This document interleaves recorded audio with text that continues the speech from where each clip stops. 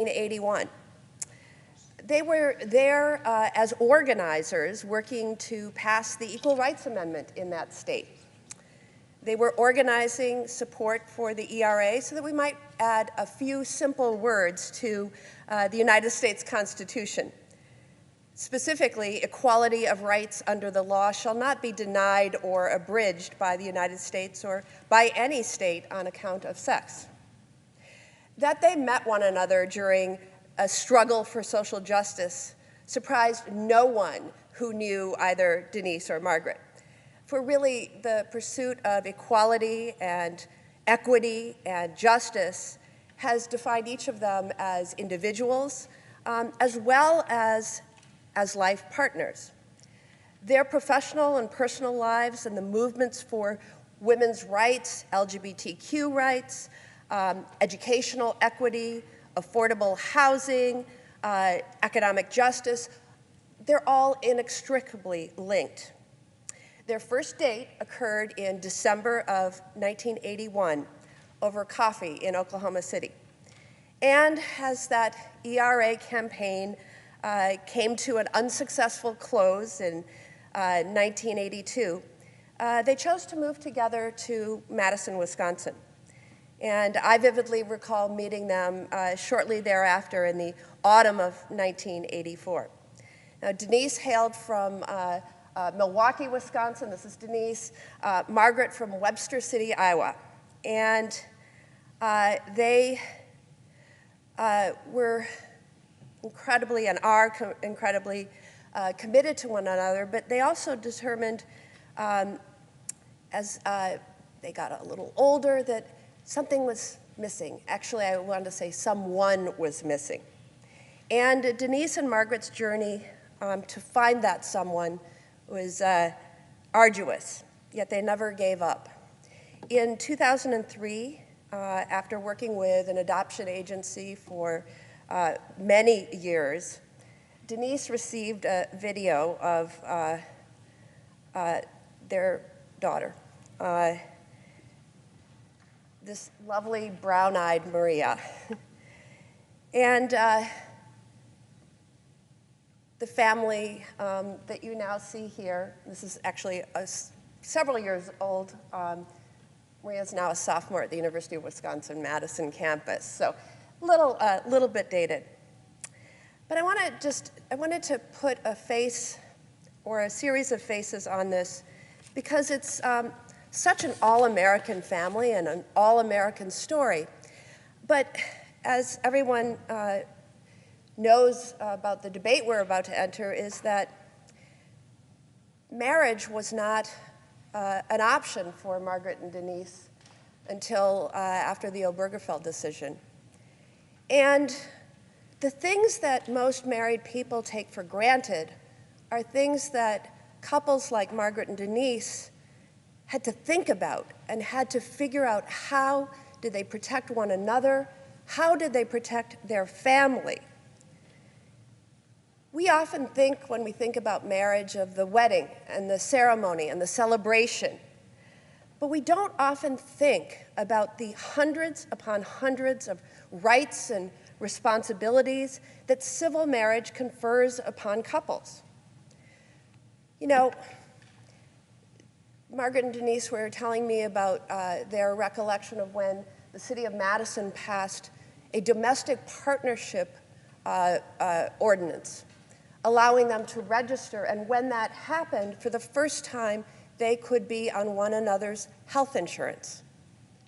That's something that married couples kind of take for granted, that they can have one another on their health insurance. They had to think a lot about what they would do in an emergent situation where one might be in the hospital. Because without marriage, you are technically legal strangers. And literally, if Margaret were in the hospital after an accident, for example, Denise, without having the appropriate papers, the healthcare power of attorney, would be viewed as a legal stranger and potentially denied access. Adoption is something that is has made many a family in the United States. And yet, prior to marriage rights, Denise and Margaret had to make a choice that only one would have the official adoption, but then they had to go through a whole bunch of legal rigmarole, if you will, so that Margaret, if need be, to go to a parent-teacher conference or to pick Maria up at school, had some documentation at the school that she too was a parent. Estate planning. You have to think about that. You had to think about that intently prior to marriage rights being conferred. I wanted you to get a quick chance to meet Margaret and Denise and Maria because they reflect the experiences of literally tens of millions of people in the United States. And it is why the Obergefell decision was so key. Now, I want to switch to a focus on why it is so critical that we adopt the Respect for Marriage Act. Because Obergefell right now is the law of the land. But there is great concern that that legal precedent could be in jeopardy. Some of my colleagues have questioned the urgency and maybe even the necessity of passing the Respect for Marriage Act. Some have asserted that there's no threat to these rights in America. Some have said that there's no case currently making its way up to the United States Supreme Court challenging these rights. So there's nothing really to worry about. Others have suggested that proponents of the Respect for Marriage Act are raising the issue just to drive further divisions for Americans, among Americans. I believe that there is an urgency to pass the Respect for Marriage Act in order to heal such divisions and provide certainty to married, interracial, and same-sex couples that the protections, rights, and responsibilities that flow from their marriages will endure. Right now, millions of Americans, our family members, our neighbors, our congressional staff members, and certainly our constituents are scared that the rights they rely upon to protect their families could be taken away. And they are scared for good reason. Now let's face it, regardless of your position on the issue of abortion, the highest court of the land has just overturned a precedent of nearly 50 years. There's no questioning that. And the same legal arguments that the Supreme Court rested upon to reverse Roe versus Wade could just as easily be applied to reverse numerous other cases related to families, related to intimate relations, to contraception, and marriage. In the wake of the Supreme Court's decision to overturn Roe versus Wade in the Dobbs case, access to abortion care or denial of such care has been left in the hands of the states. By the way, in Wisconsin, we are subject to a criminal abortion law that was passed in 1849, 1 year after Wisconsin became a state, and before women had the right to vote, and certainly before women served in the legislature that serves to rule upon their rights. There are landmark cases related to marriage that could be threatened should the Supreme Court consider cases challenging those earlier decisions. One such case is Loving versus Virginia. That was decided in 1967. The Supreme Court ruled in Loving that state laws prohibiting interracial marriage were unconstitutional based upon the equal protection and due process clauses of the 14th Amendment and its liberty provisions. At the time of the Loving decision, 16 states had laws banning interracial marriage. And you might be surprised to learn that it took until the year 2000 for the last state to repeal the law on its books banning interracial marriage. Another landmark case relates to same-sex marriage. In Obergefell v. Hodges, the Supreme Court decided in 2015 that the equal protection and due process clauses of the 14th Amendment prohibit states from outlawing and refusing to recognize same-sex marriages. Some 35 states across the country prohibit same-sex marriage in their laws, constitutions, or both. And so the so-called Defense of Marriage Act that bars federal recognition of same-sex marriages and was ruled unconstitutional by a narrow 5-4 Supreme Court, that law is still on the books. Given this landscape, it is not unreasonable for same-sex and interracial couples to be fearful that the protections of their marriages are in real jeopardy. The fact that the constitutional principles of liberty, privacy, self-determination, and equal treatment under the law upon which Roe v. Wade was originally decided are the same constitutional principles on which the Loving and Obergefell case were decided, that makes the Supreme Court's reversal of Roe v. Wade all the more shocking and frightening to those in interracial and same-sex marriages.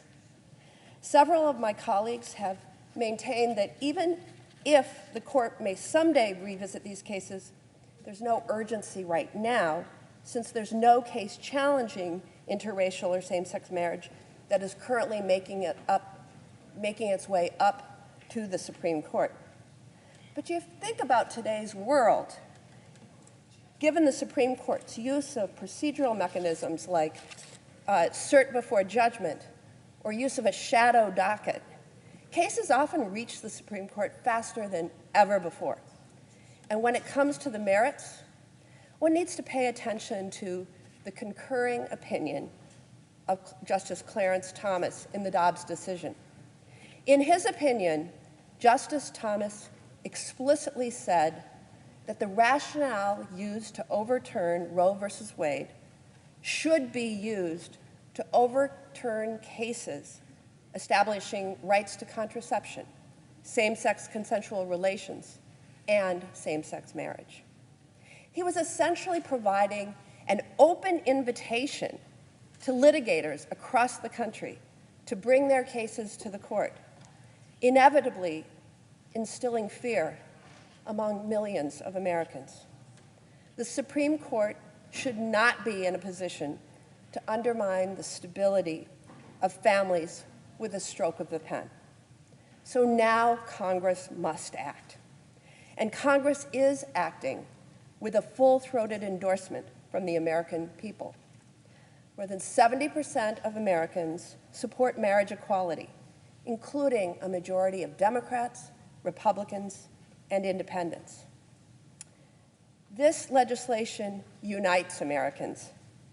With the Respect for Marriage Act, we can ease the fear that millions of same-sex and interracial couples have that their freedoms and their rights could be stripped away. By passing this bill, we are guaranteeing same-sex and interracial couples, regardless of where they live, that their marriage is legal and that they will continue to enjoy the rights and responsibilities that all other marriages are afforded. And this will give millions of loving couples the certainty, the dignity, and the respect that they need and that they deserve. For my dear friends, Margaret and Denise, and their daughter, Maria, passing this legislation will remove the weight of the world from their backs. While they worry just like the rest of us about the cost of living and staying healthy and saving for retirement, passing this bill will take away a worry that someday their marriage might be on the chopping block at no fault of their own. By the way, I think I failed to mention it, but I was so honored back in December of 2018 to be a co-presider at their wedding.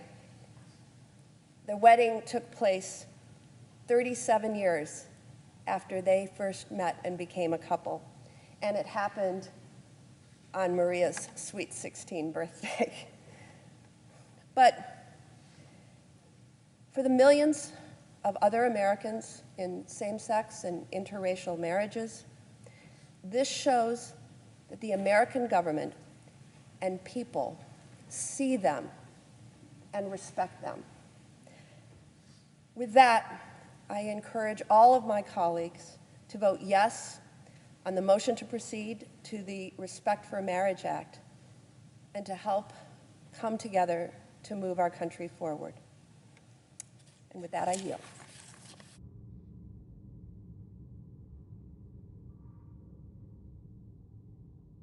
Madam President. The senator from Maine. Thank you, Madam President.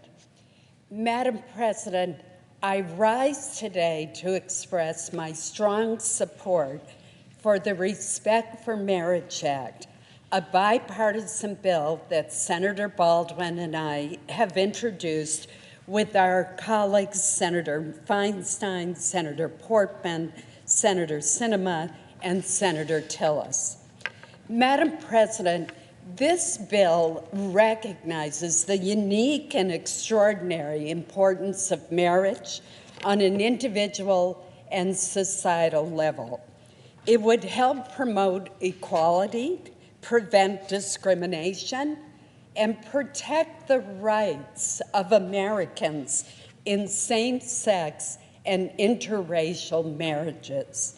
It would accomplish these goals while maintaining and indeed strengthening important religious liberty and conscience protections. I'm proud to be the lead Republican sponsor of this legislation, and I'm grateful that a similar bill passed the House with strong bipartisan support.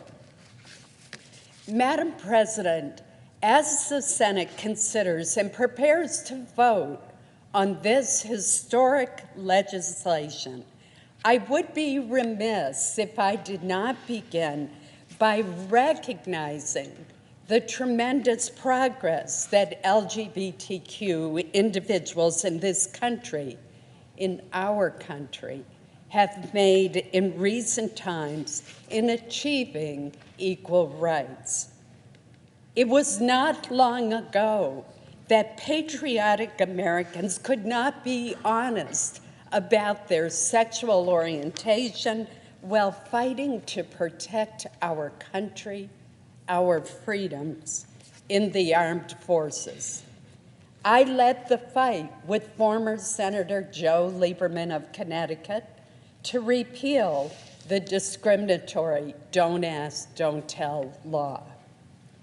It was not long ago in America that a person could be fired merely for being gay. I strongly supported the Employment Non-Discrimination Act, known as ENDA, which passed the Senate in 2013 and would have prohibited such discrimination. 7 years later, the Supreme Court in Bostock held that the Civil Rights Act protects employees from discrimination based on their sexual orientation or gender identity. And it was not long ago in America that individuals could not marry the person whom they loved if that person were of the same sex. The Supreme Court's landmark decision in Obergefell found that the fundamental right to marry is guaranteed by our Constitution. Madam President, let us remember that we are talking about our family members, our friends, our coworkers, our neighbors. I'm proud to have stood with them, and I will continue to stand with them in efforts to protect and secure their rights, while at the same time steadfastly protecting and respecting religious liberty. The Respect for Marriage Act would accomplish two primary goals. First, it would guarantee that a valid marriage between two individuals in one state is given full faith and credit by other states, meaning that states must recognize a valid marriage for purposes of public acts, judicial proceedings, and rights arising from a marriage, regardless of that couple's sex, race, ethnicity, or national origin. That means that same-sex and interracial couples can rest assured that their marriages will be recognized regardless of the state in which they live. We need to remove the cloud that is now over these couples that is causing them such consternation, as my colleague from Wisconsin has mentioned. Second, it would require the federal government to recognize a marriage between two individuals if the marriage was valid in the state where it was performed. It would do so by getting rid of a law that is on the book known as the Defense of Marriage Act, which has been invalidated by the Supreme Court's ruling, and yet it remains on the books. With these changes, federal law will provide that all married couples are entitled to the rights and responsibilities of marriage. This includes, for example, making medical decisions for an ill spouse and receiving spousal benefits from programs like Social Security and Medicare, as well as those benefits earned from service in our armed forces. To remove any ambiguity about the intent and scope of this bill, I have worked with my Senate colleagues on both sides of the aisle, as well as with a coalition of religious organizations, to develop an amendment designed to clarify the language and address concerns that have been raised with the House version of our bill. First and foremost, this legislation would not diminish or abrogate any religious liberty or conscious protections afforded to individuals and organizations under the United States Constitution and federal law, including the First Amendment and the Religious Freedom Restoration Act. Through our amendment, this fact is now stated explicitly in our bill. The amendment also makes clear that this bill only applies to valid marriages between two individuals. In other words, it does not authorize or require recognition of polygamous marriages. They are already prohibited in all 50 states. This really was a straw argument, but we've made it clear, nonetheless, in our amendment that in no way would the federal government or other states be required or authorized in any way to recognize polygamous marriages.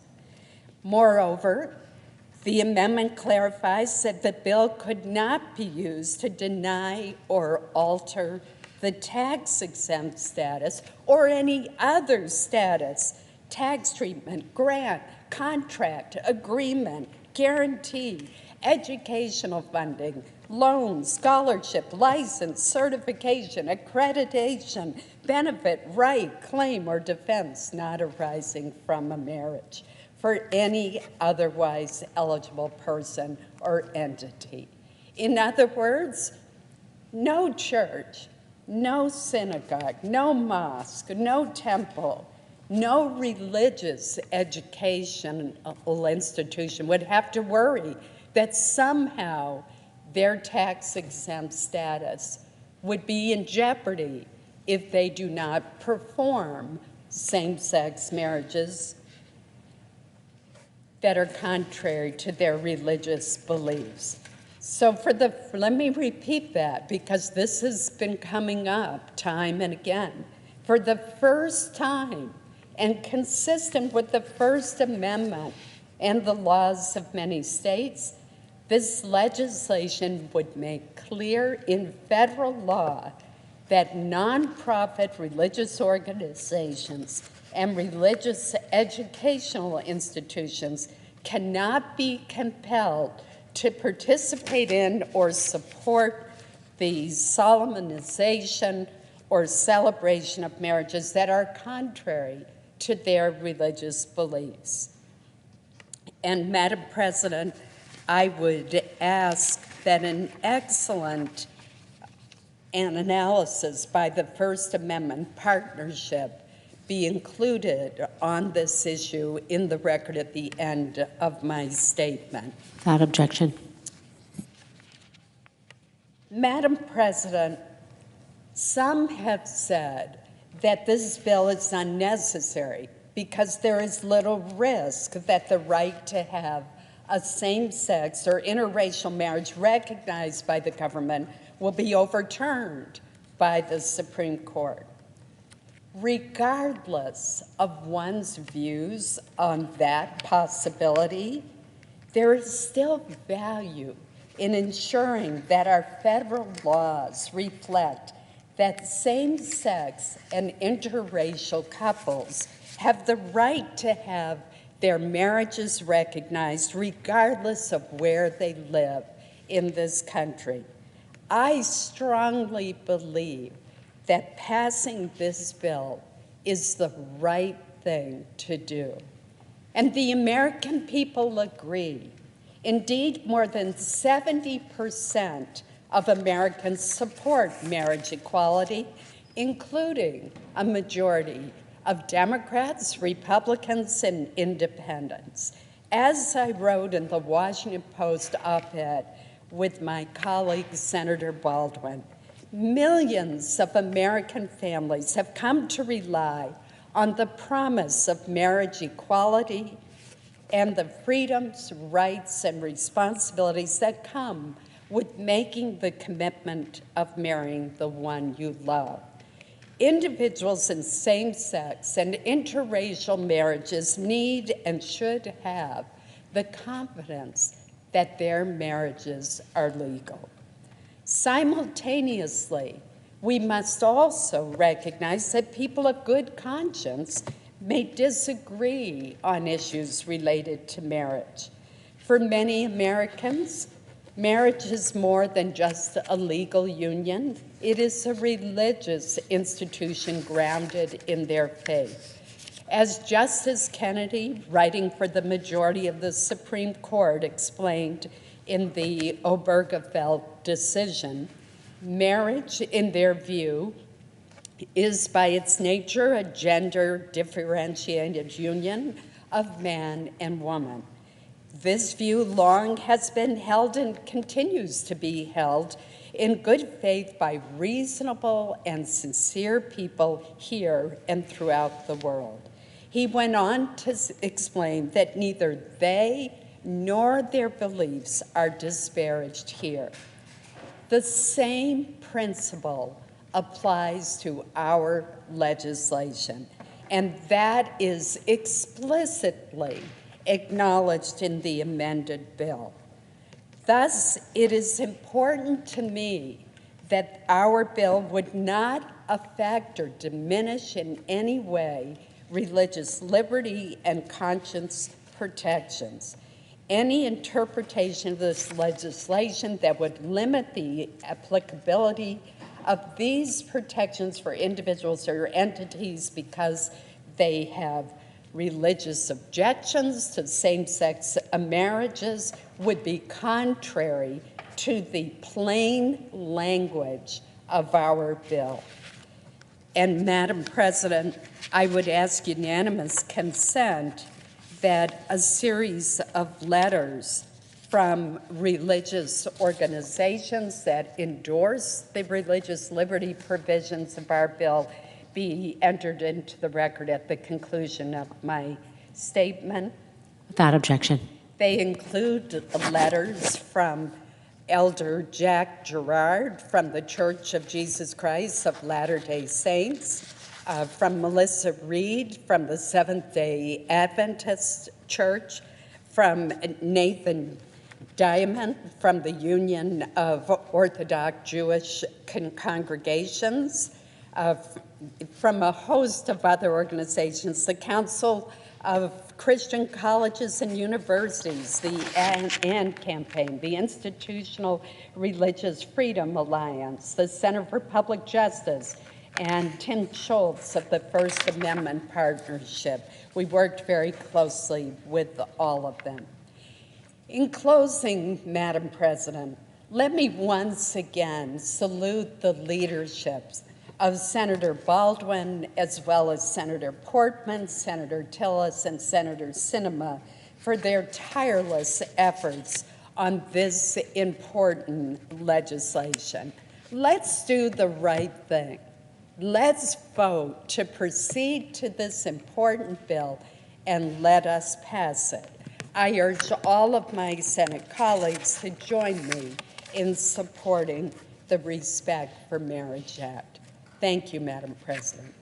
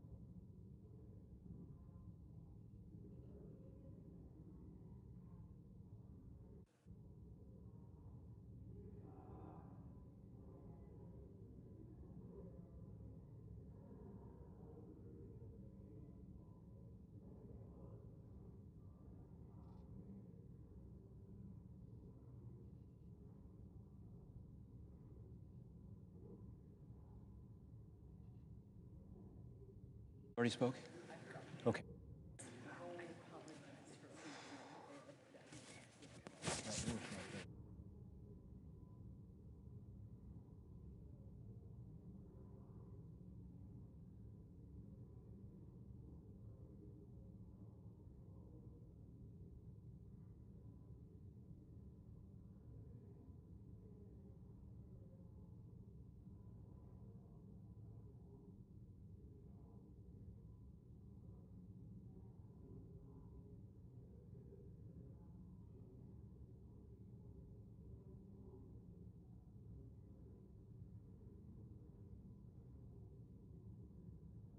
much time you want, Gary?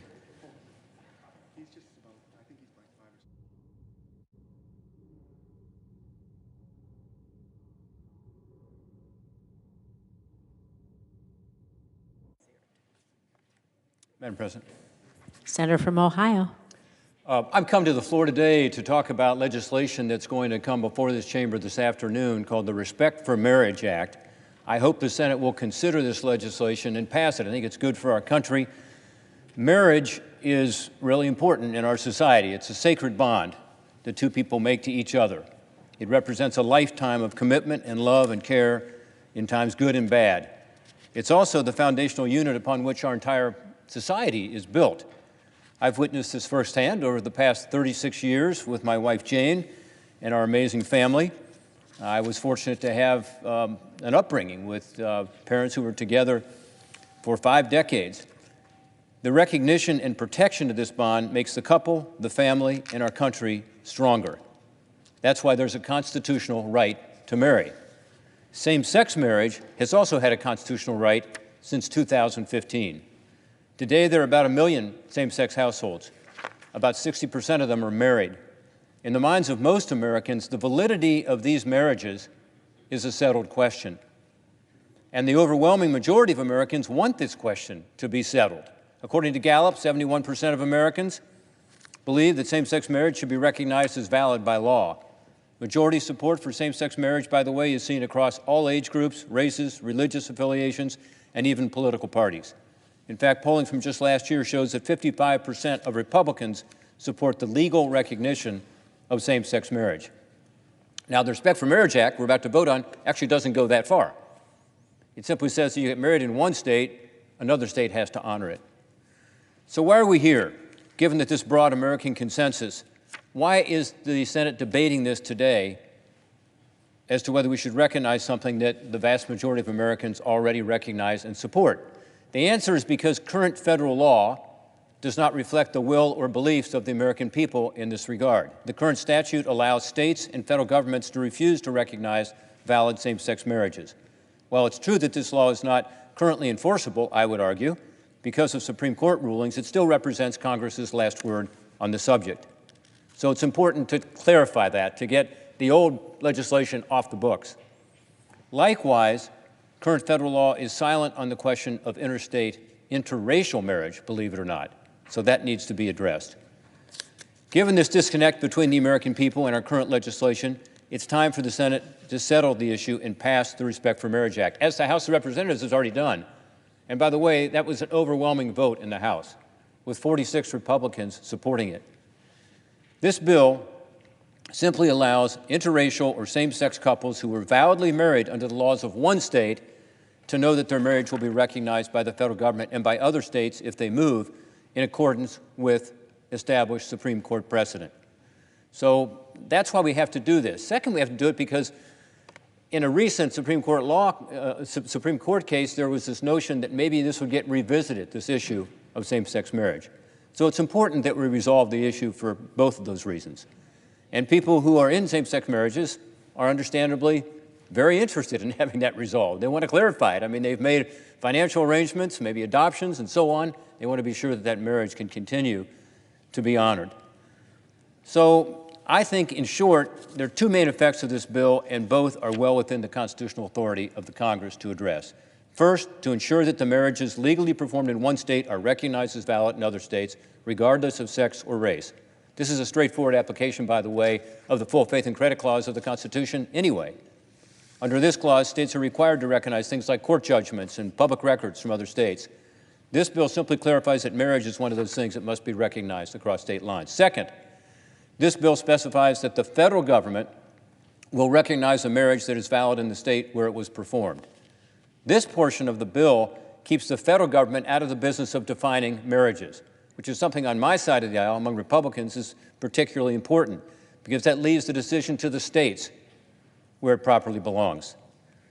I also want to take a moment to address what this bill does not do, because I've had a lot of conversations with my colleagues over the last week or so about this, and in some cases they're talking about things that this bill simply doesn't do. It does not require any state to perform same-sex marriages if it chooses not to.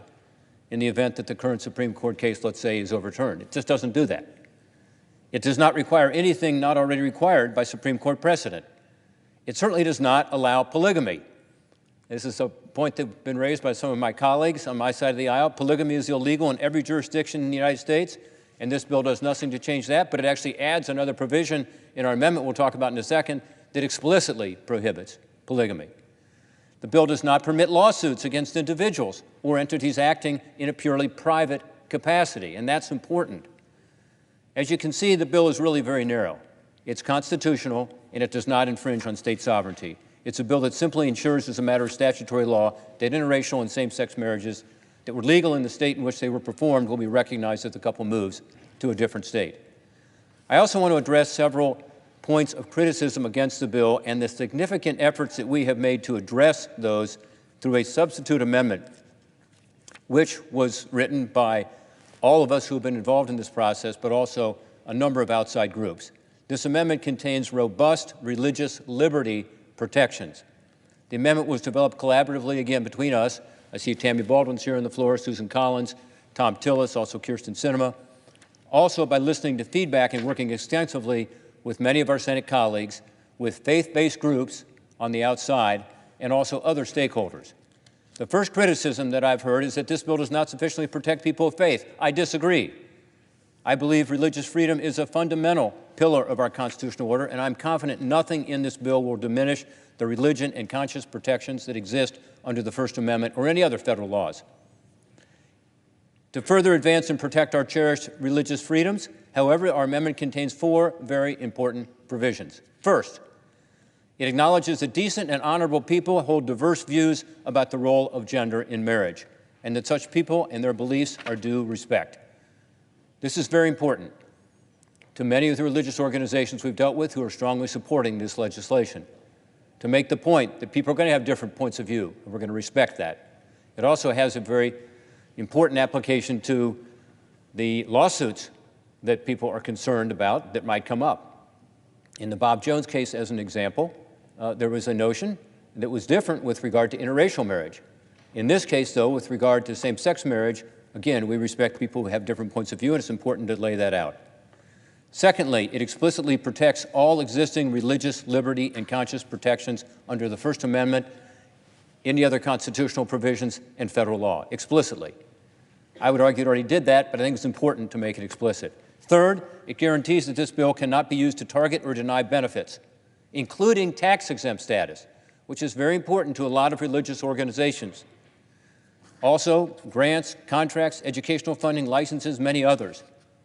So religious organizations helped us to put this language in place just to ensure that this bill cannot be used for that purpose. Fourth, it ensures that nonprofit religious organizations, including churches, mosques, synagogues, religious schools, and others, cannot be required to provide facilities, goods, or services for marriage ceremonies or celebrations against their will. These religious liberty provisions are very significant. Several constitutional scholars, by the way, and advocates for religious liberty, led by Professor Douglas Laycock of the University of Virginia Law School, have carefully analyzed this bill, and they sent us a letter concluding that overall this legislation is, and I quote, an advance for religious liberty, end quote. Now, these are advocates.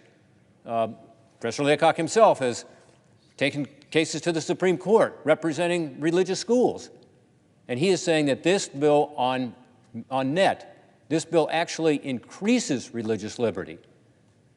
Numerous other important faith groups agree. The Reverend Walter Kim, president of the National Association of Evangelicals, described this amendment, if it passes, as, quote, the first significant bipartisan legislation in many years advancing religious freedom for all, including those who hold traditional views on marriage. In other words, he's saying this legislation, forgetting the parts about same-sex marriage, which are very important, but with regard to religious liberty, it moves the ball forward, in his view, as the president of the National Association of Evangelicals. Another criticism of this bill is that it will be used to target religious organizations by revoking their tax-exempt status under federal law. I don't see how this would be possible without even having an amendment, but we wanted to clarify that. This bill does not require anything that is not already required by the Supreme Court. However, penalizing or targeting a private organization because of some sincere views on same-sex marriage would be a clear First Amendment violation. I'm confident the court would not tolerate it. But to ensure that this bill cannot be used to target or deny benefits to religious organizations, our amendment explicitly forbids it. The amendment specifies this legislation may not be used to deny or alter, quote, any benefit, status, or right unrelated to marriage, period. This gives assurances to people and organizations of faith that their tax-exempt status, tax treatment, educational funding, licenses, and other benefits cannot be affected by this legislation. The third criticism I've heard is that this bill could lead to legalized and recognized polygamy. Again, to address it, we put an explicit prohibition in place, even though no state permits it. So there cannot be a recognition of polygamous marriages, period. As you can tell, we have worked hard to address the concerns that have been raised and to craft an amendment that provides robust affirmative protections of people of faith without diminishing the rights for couples in same-sex marriages. This is very important. President Hoekstra of the Council for Christian Colleges and Universities, the group that's endorsing this legislation, observed that this amendment, and I quote, sends a strong bipartisan message to Congress and the administration and the public that LGBTQ rights can coexist with religious freedom protections, and that the rights of both groups can be advanced in a way that is prudent and practical, end quote. That's what's extraordinary about this bill. These two, sometimes viewed as competing interests, are working together. And as she said, we've shown here through this legislation that these rights can coexist. Religious freedom on the one hand, LGBTQ on the other hand.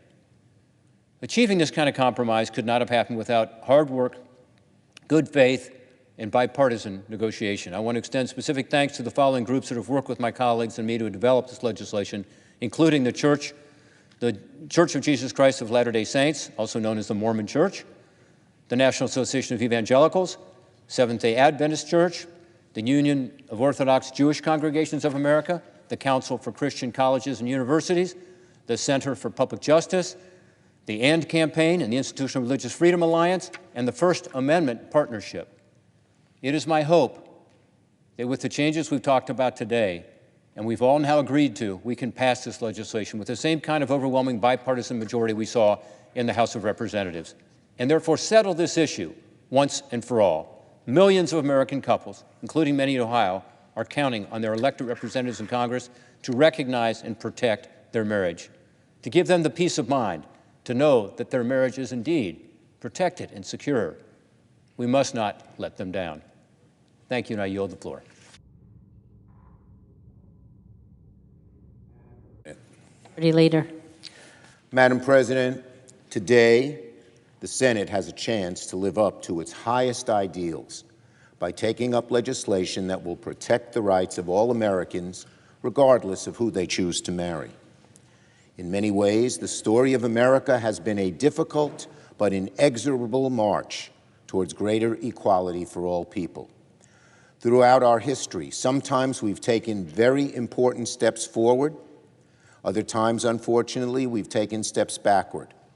But today, the Senate is taking a truly bold step forward in the march towards greater justice, greater equality, by advancing the Respect for Marriage Act.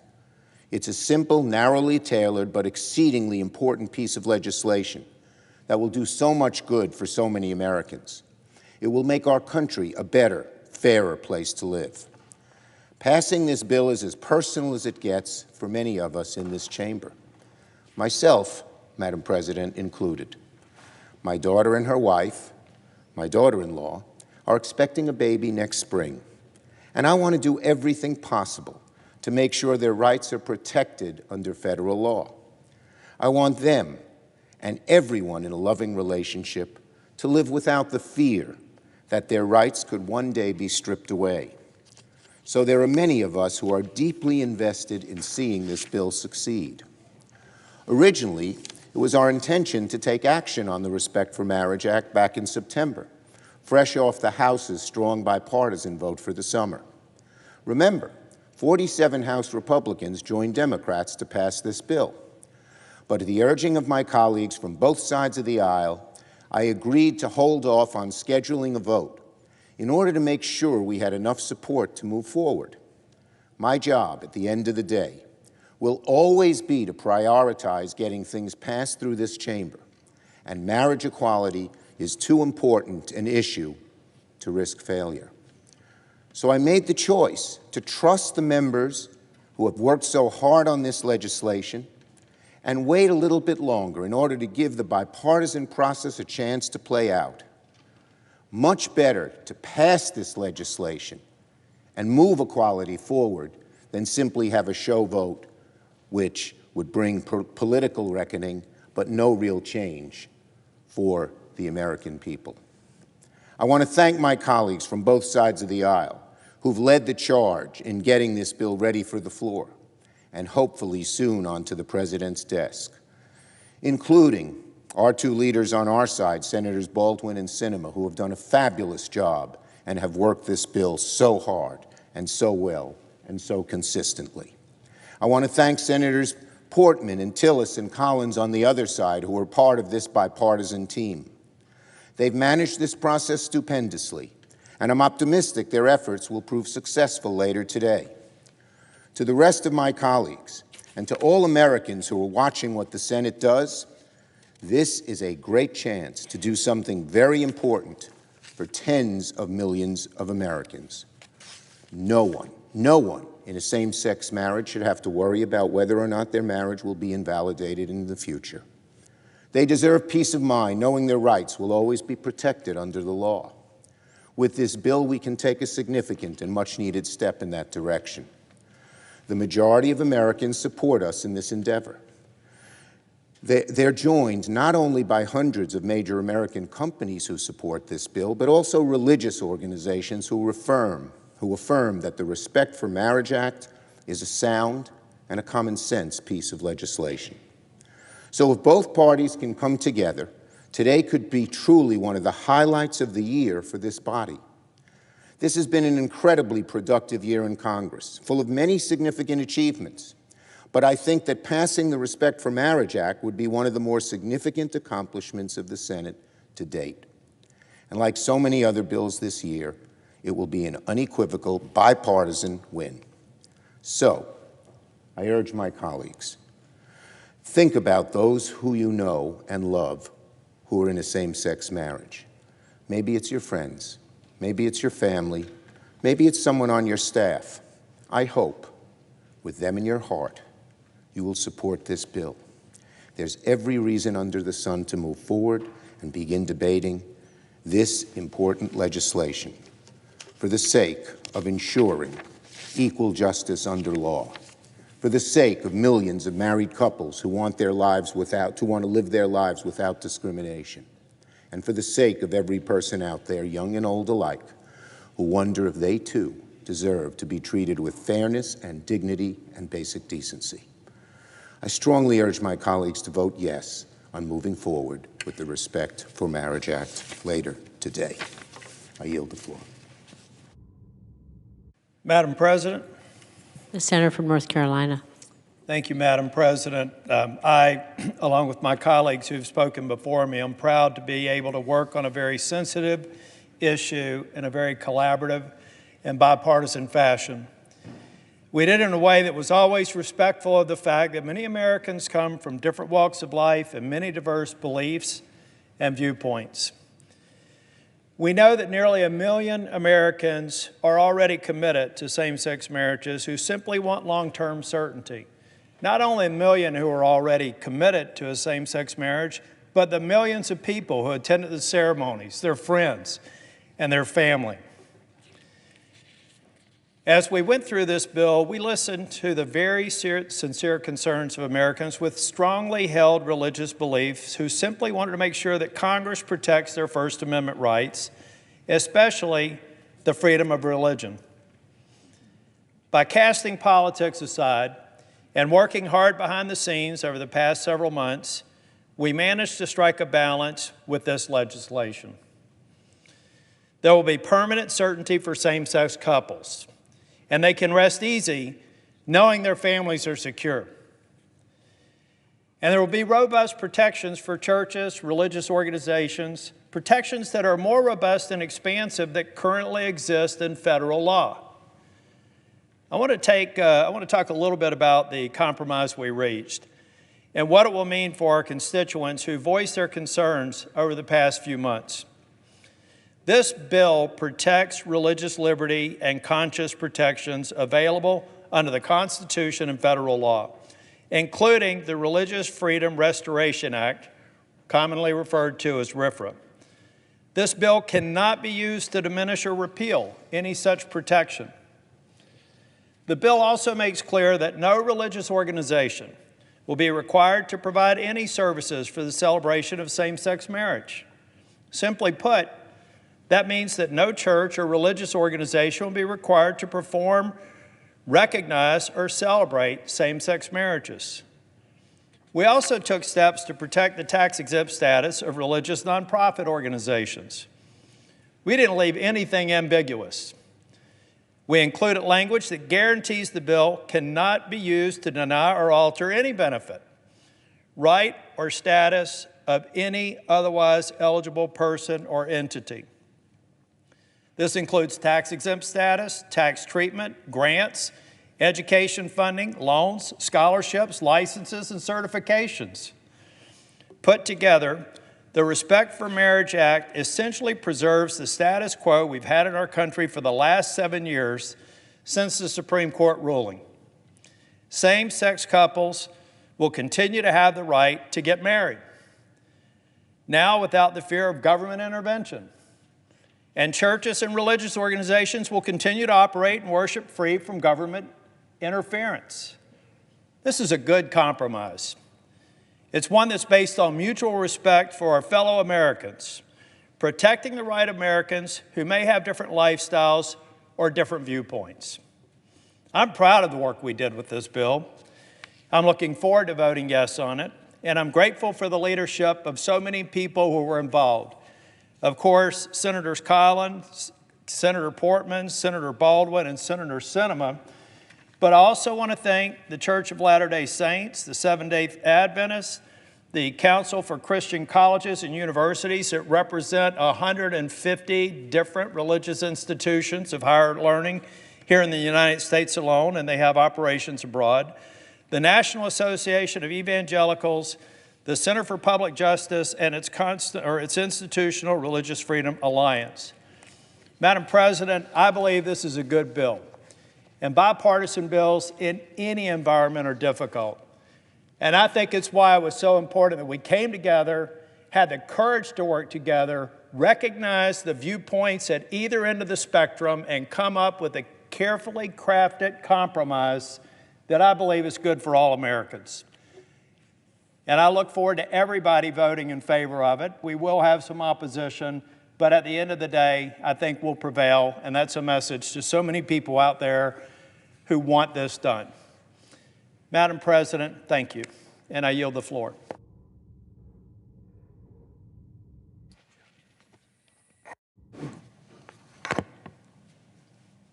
Madam President. The senator from Arizona. Thank you, Madam President. I rise today as our country takes an important step forward to protect the rights and freedoms of all Americans. Together with broad bipartisan support, the Senate will provide certainty to millions of Americans in loving marriages and enshrine into law the basic protections afforded all Americans while respecting our country's critical principle of religious liberty. This historic milestone builds off of years of incredible strides we've made advancing freedom and equality, including hard-fought victories I've been honored to help lead. Nearly 2 decades ago in 2006, at a time when our country was just beginning to debate marriage, Arizona proposed a ballot proposition banning same-sex marriage in our state's constitution. This issue is personal to me and to many other Arizonans. Similar ballot provisions had passed in states across the country, red and blue states alike, and the stakes were high. The pundits didn't give Arizona much of a chance. I knew that in order to buck the trend and win, we'd need to run a different kind of campaign that expanded the conversation, cultivated a diverse group of unlikely partners, and moved past the tired, partisan talking points. That's why I worked across the aisle and teamed up with my good friend, Steve May, a Republican. Now, we faced some criticism at the time for how we chose to run our campaign. Some wanted us to run a partisan campaign, convinced that highlighting the divides in our community and focusing exclusively on the LGBTQ community would put us over the top. But I knew we couldn't do it just by talking amongst people who already agreed with our position. The polling showed it. And frankly, we felt that in order to do right by our friends, our neighbors, and our fellow members of the community in Arizona, we had to do more than run a campaign that made our core supporters feel good, but ultimately didn't build the broad-based coalition of Arizonans needed to win. That's why we expanded the conversation to include how the proposition would harm all unmarried couples across Arizona, not just those in the LGBTQ community, people in domestic partnerships, people in common law marriages. Because here's the truth. When we reach beyond partisan talking points to find common ground, we expand what's possible in Arizona and in our country. We had open and honest conversations about the hopes and dreams that unite us, instead of the superficial differences that divide us. In Arizona, we value our independence. We're proud of our families and our communities, and we work hard to protect them. We have our differences, but we share a strong sense of service, hard work, and self-determination. We believe that everyone has the right to define his or her own destiny, and that no one should be treated differently under the law. By focusing on these shared values, we found success. We defeated that ballot proposition, the first state in the country to do so, and I learned lessons that have shaped my work for Arizonans ever since. Since 2006, we've seen long-term progress that makes today's important debate in the United States Senate possible. This work is ongoing, but the work can't and shouldn't be attributed to any one politician, any political party, or any piece of legislation. This work happens because people choose to be their most authentic selves and live their lives freely. Being gay is normal. Being yourself is normal. Showing up to life every day, happy to be who you are, is normal. And being authentic with your friends, your family, your colleagues, and your community, that's also normal. That normalcy is what helps us listen to each other, understand each other, and grow in our community together. It's what changes hearts and minds in Arizona and around the country, and it's what little by little, piece by piece, delivers sustainable progress. Whether at home in Arizona or here in the United States Senate, in order to deliver real results to the Americans we serve, we need to work together. Working together means listening with open hearts, bridging divides, shutting out the noise, and focusing on our shared goals. I've seen time and time again how this approach helps us overcome tough challenges. A little over 6 months ago, it was thanks to that same approach that I stood here on the Senate floor and delivered remarks on the passage of our bipartisan Safer Communities Act, a historic law we negotiated and passed with broad bipartisan support that makes our schools and communities safer and saves lives. And before that, this same approach helped us pass our landmark legislation, Infrastructure Investment and Jobs Act, into law, strengthening America through upgrades and repairs, creating good-paying jobs, and expanding economic opportunities across the country. Beyond these historic accomplishments, our approach of focusing on common goals and shared ideals has helped us pass a number of other lasting solutions, including long-awaited and necessary postal reform, support for Ukraine in its fight against Putin, and most recently, the passage into law of our bipartisan Chips and Science Act, legislation that boosts America's global leadership, spurring job creation, and addressing our supply chain challenges. As we can all see, this approach has proved successful, and right now, we need this approach more than ever. This summer, Arizonans and Americans across the country were confused, and some were scared, following the Supreme Court's decision to overturn Roe versus Wade. Women felt their health and well-being was endangered, and our own abilities to make critical decisions about our futures were suddenly thrown into question. This fear trickled into other communities, including the LGBTQ community, as leaders with extreme ideologies mused about what other challenges could come next. But sadly, in response, we saw elected officials on both sides of the aisle exploit this fear and use it to fuel clicks, book cable news appearances, and drum up outrage to further their own partisan political agendas. Outrage can help propel political stars, but it doesn't solve problems. It doesn't make life better for everyday people. But amidst the noise, a few hardworking senators from across our country and across the political spectrum understood there was a need to provide certainty to the American people, and we came to the table to get something done.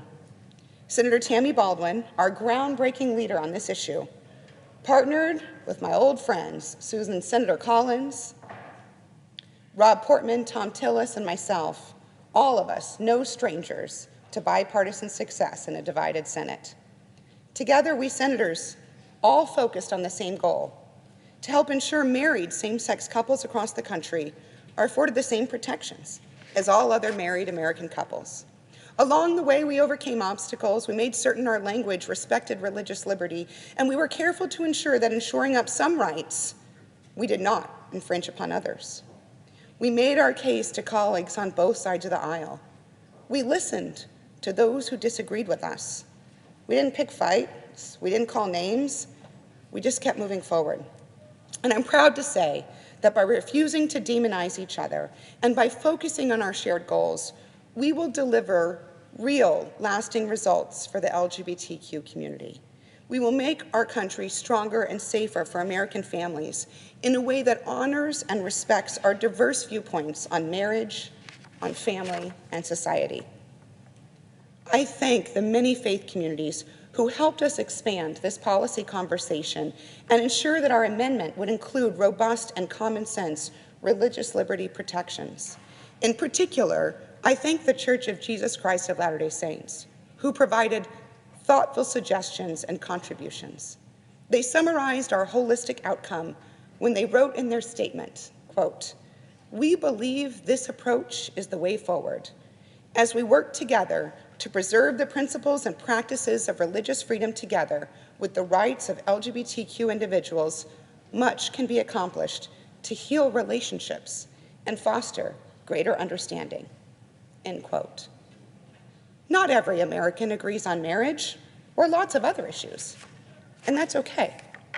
Honest disagreements don't make us any less decent or honorable, especially if we see that disagreement as an opportunity to learn and grow. If more of us dedicate ourselves to better understanding one another and our lived experiences, if we strive to see an issue from another person's point of view, and if we all work to practice a bit more patience and grace, I know we can continue finding paths forward together. It may not seem like it in today's partisan world, but there has always been more that unites us as Americans than divides us. The bipartisan support we've garnered in the Senate today proves this issue isn't a matter of one party being right or the other party being wrong. This issue is bigger than angry tweets and bombastic fundraising emails. This is about ensuring American families who share the ideals of all marriages, love, devotion, and sacrifice, can continue to count on the basic rights and responsibilities that come with their marriages. It's about protecting the beliefs that unite us as Americans, the right to define our own destinies, the understanding that no one should be different in the eyes of the law, the freedom to reach for every opportunity and fulfill our greatest potential. The truth is, if we allow our basic values of honor and dignity to become just another political football, we all lose. As I learned back in 2006 in Arizona, we have to work together. We have to find willing partners in both parties, and we must bridge our divides before they rip us apart for good. Our work is not done. As a body, we must resolve to do the right thing, to continue this mission, and keep working together to deliver lasting results. Our country deserves it, The American people deserve it, and the stakes are too high to stop our progress now. Thank you, and I yield the floor.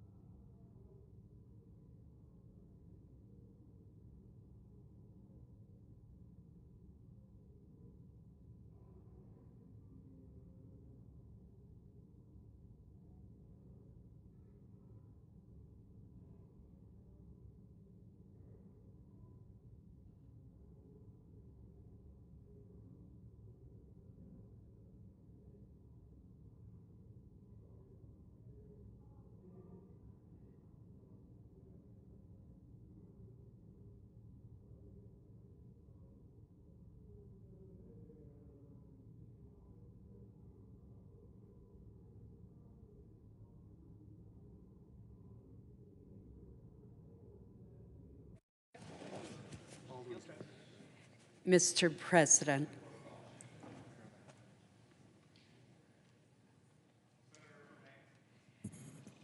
I suggest the absence of a quorum. Clerk will call the roll. Ms. Baldwin.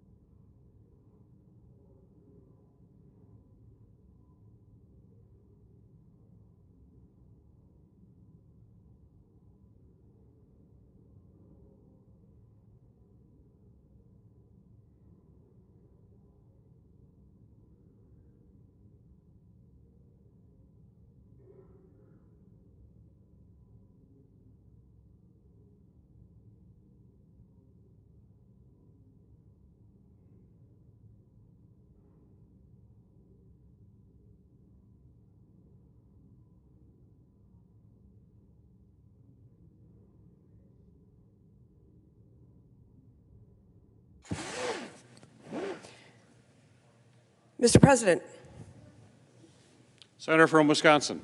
I ask unanimous consent that the quorum call be evisciated. Without objection. I ask unanimous consent that the vote previously scheduled for 3:15 be called immediately. Right here. By unanimous consent, the clerk will report the motion to invoke cloture. Cloture motion. We, the undersigned senators, in accordance with the provisions of Rule 22 of the Standing Rules of the Senate, do hereby move to bring to a close the debate on the motion to proceed to calendar number 449, H.R. 8404, and act to repeal the Defense of Marriage Act and ensure respect for state regulation of marriage and for other purposes, signed by 18 senators. Right here. By unanimous consent, the mandatory quorum call has been waived.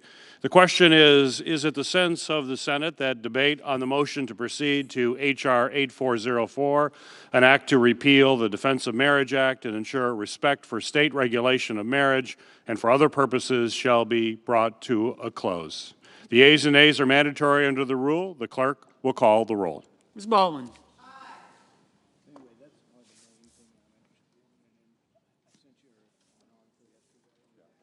Mr. Barrasso.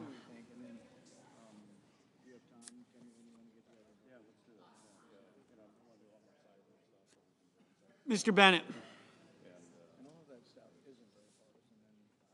Mrs. Blackburn.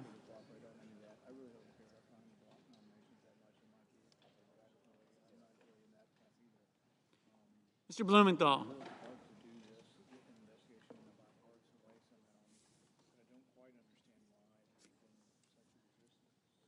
Mr. Blunt. Mr. Booker.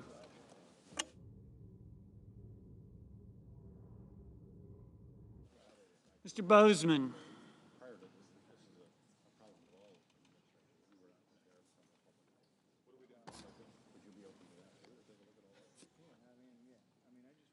Mr. Braun. Mr. Brown.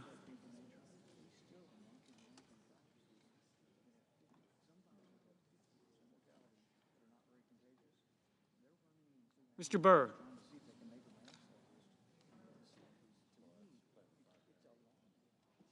Ms. Cantwell.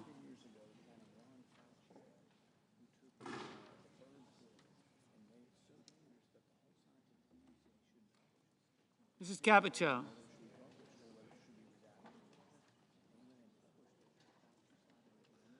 Mr. Cardin.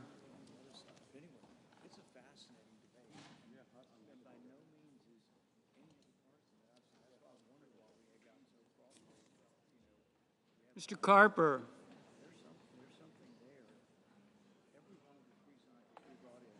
Mr. Casey.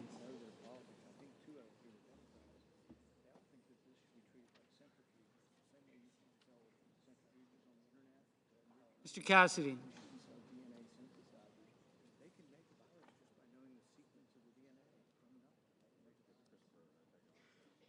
Ms. Collins.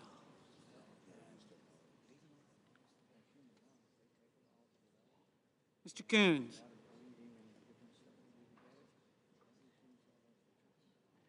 Mr. Cornyn.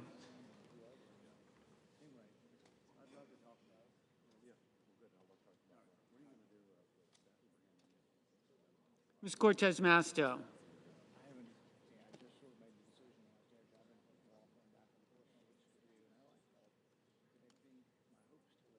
Mr. Cotton.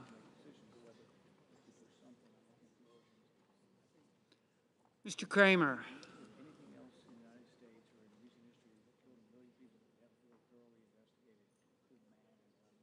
Mr. Crabo.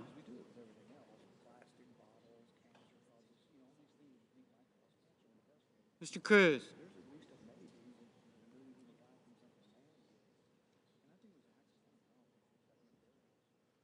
Mr. Daines.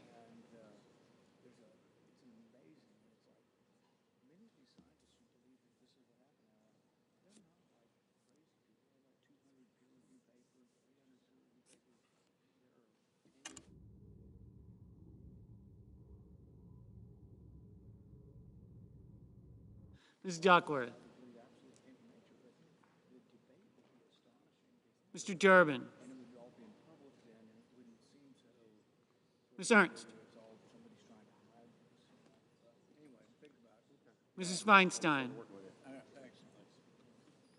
Mrs. Fisher. Mrs. Gillibrand. Mr. Graham. Mr. Grassley.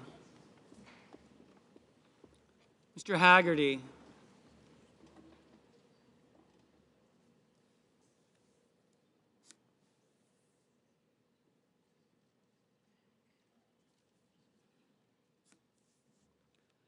Ms. Hassan.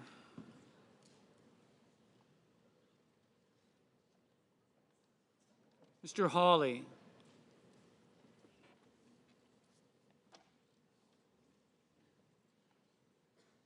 Mr. Heinrich.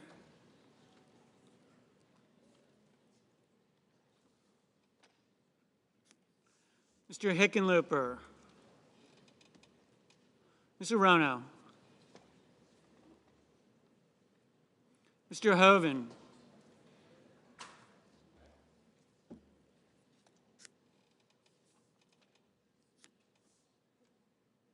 Mrs. Hyde-Smith.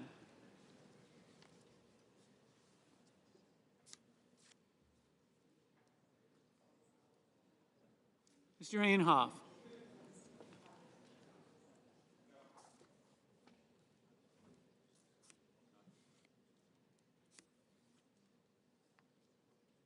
Mr. Johnson.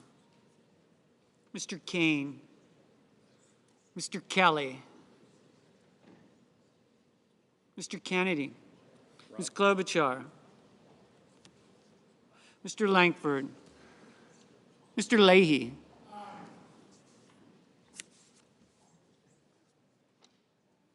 Mr. Lee. Mr. Lujan.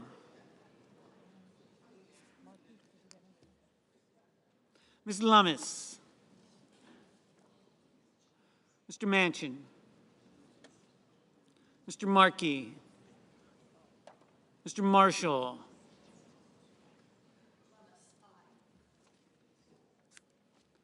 Mr. McConnell. Mr. Menendez, Mr. Merkley, Mr. Moran. Ms. Murkowski. Mr. Murphy.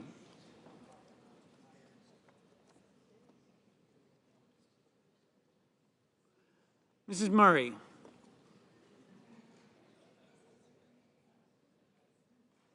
Mr. Ossoff.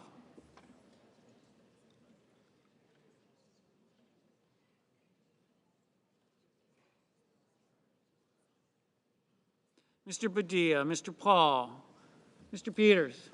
Aye.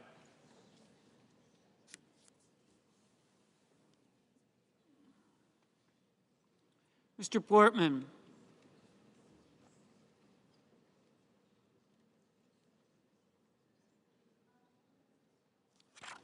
I got it. Mr. Reed.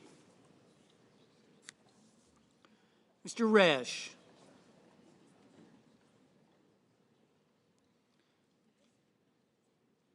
Mr. Romney.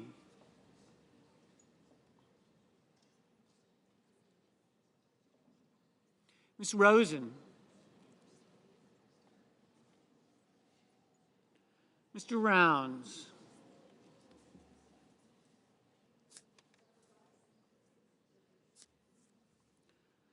Mr. Rubio.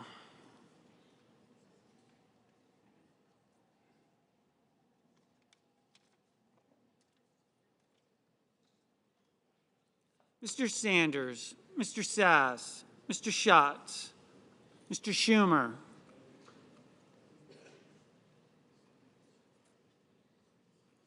Mr. Scott of Florida,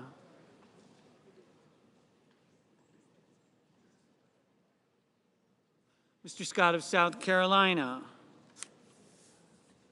Mrs. Shaheen, Mr. Shelby, Ms. Sinema, Ms. Smith,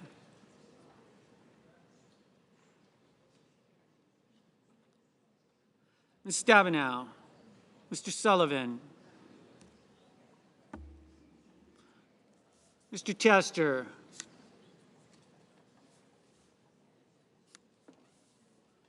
Mr. Thune, Mr. Tillis, Mr. Toomey, Mr. Tuberville, Mr. Van Hollen, Mr. Warner, Mr. Warnock, Ms. Warren, Mr. Whitehouse, Mr. Wicker, Mr. Wyden, Mr. Young.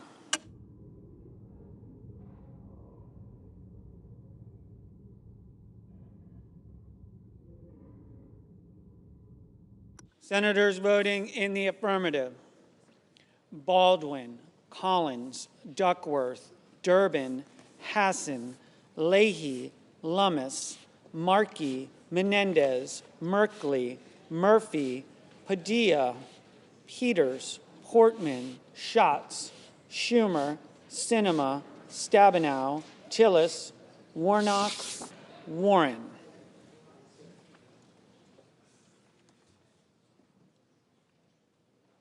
Senators voting in the negative: Braun, Cotton, Crapo, Grassley, Moran, Hall, Rounds, Thune. Mr. Casey, aye.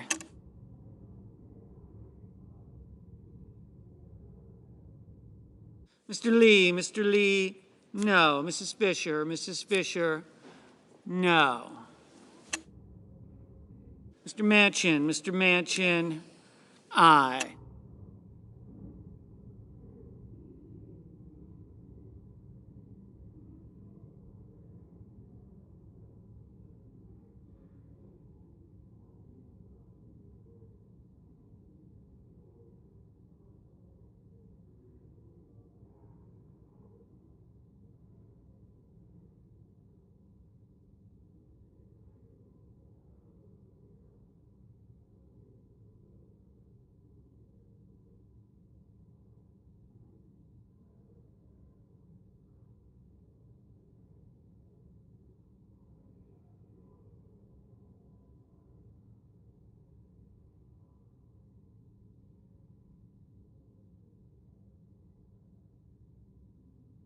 Mrs.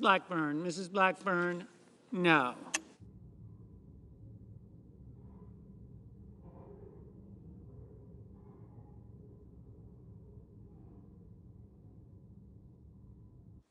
Mr. Scott of South Carolina, no.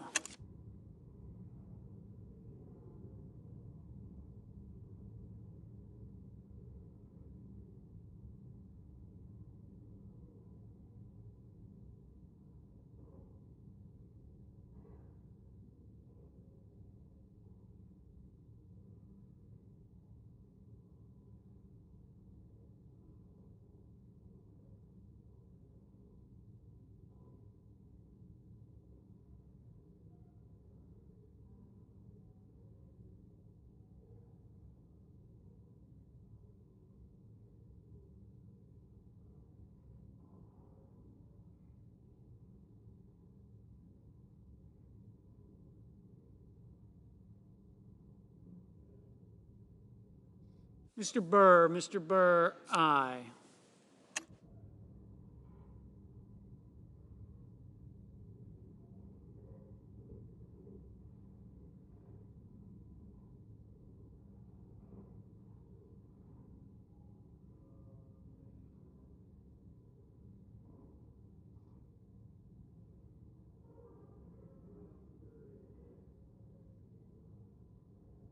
Mr. Graham, no. Mr. Johnson, no. Mr. Warner, aye. Mr. Cruz, no.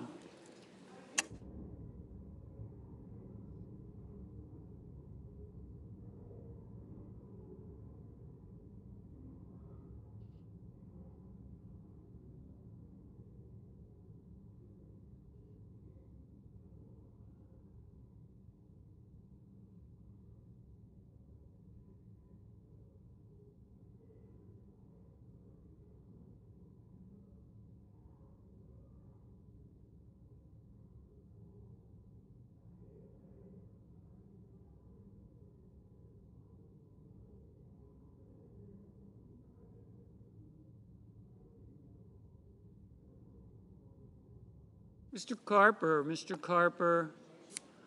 aye. Mrs. Capito, aye.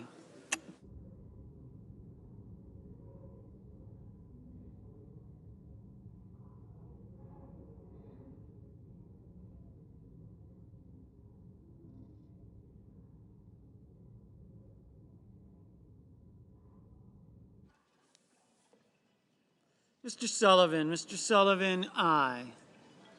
Ms. Klobuchar, aye.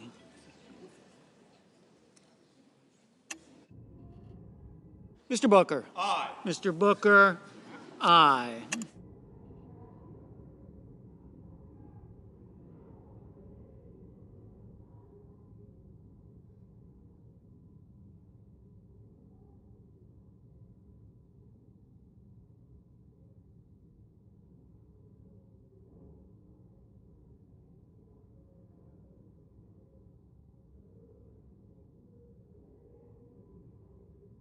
Mr. Tester, aye. Mr. Romney,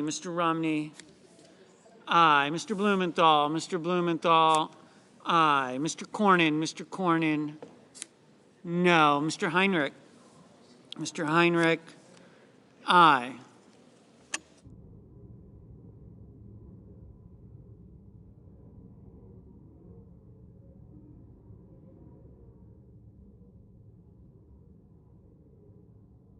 Mr. Barrasso, no.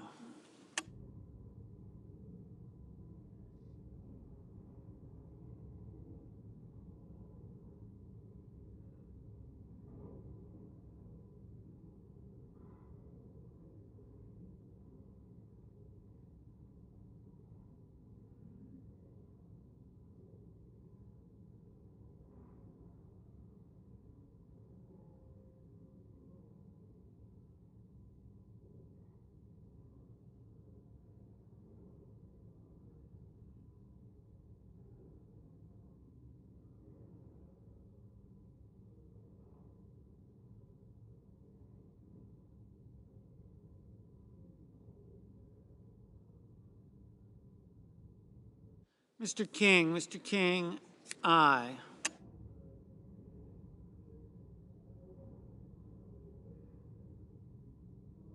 Mr. Blunt, aye.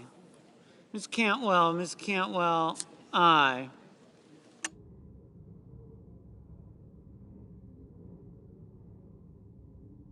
Mr. Hoven, no.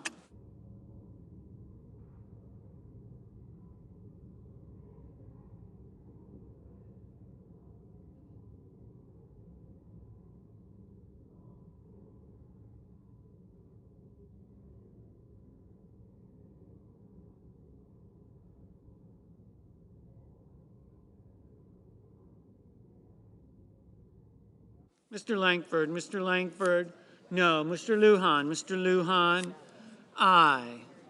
Mrs. Murray, aye. Mr. Shelby, no. Mrs. Shaheen, aye.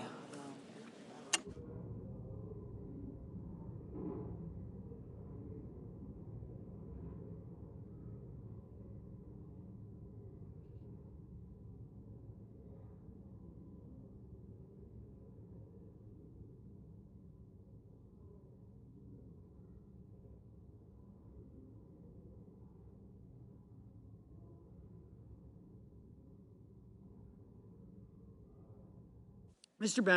Bennett, aye. Ms. Smith, aye.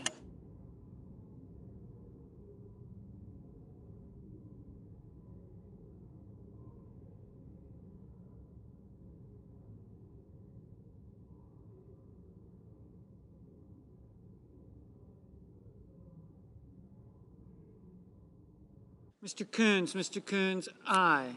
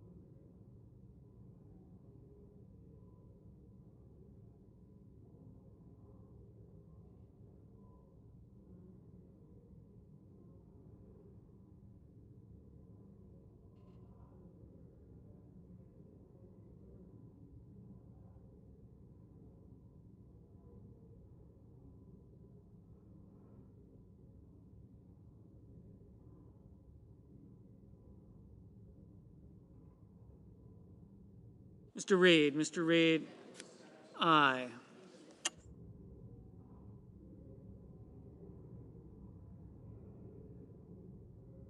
Mr. Ossoff, aye.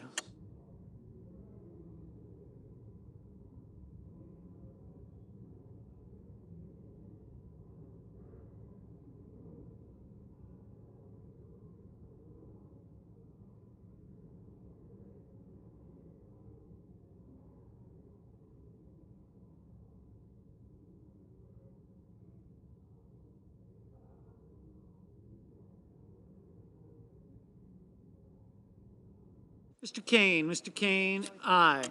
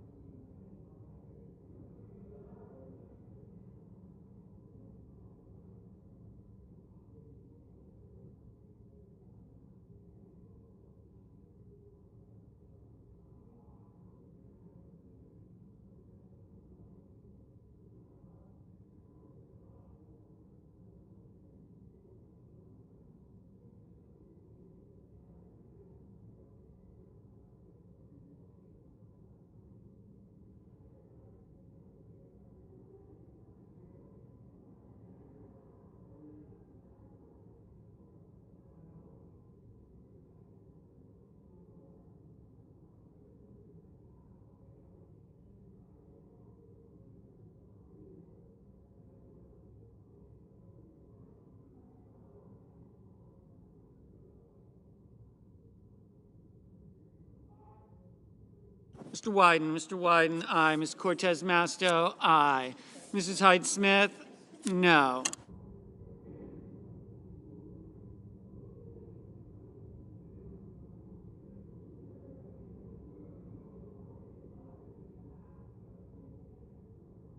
Mr. Rubio, no.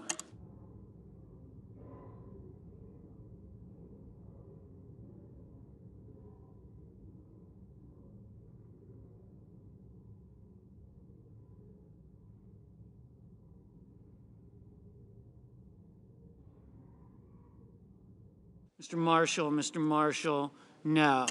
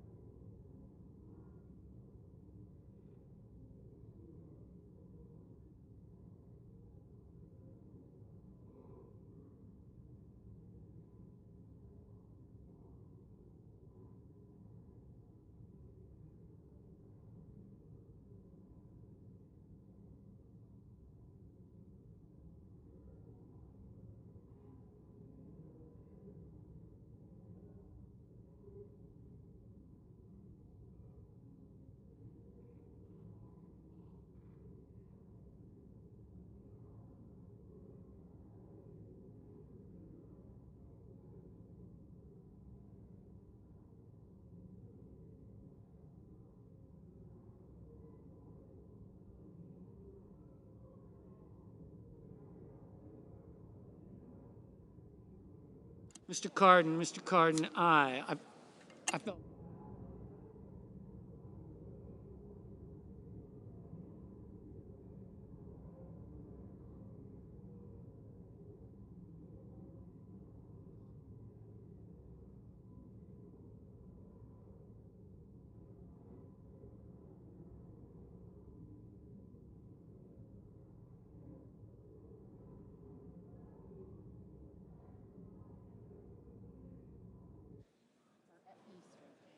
Mr. Sanders, aye. Mr. Van Hollen, aye.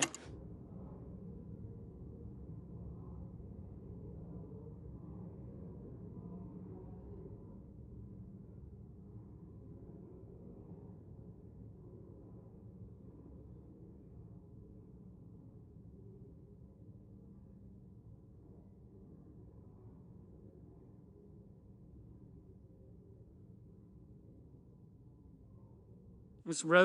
Rosen, aye.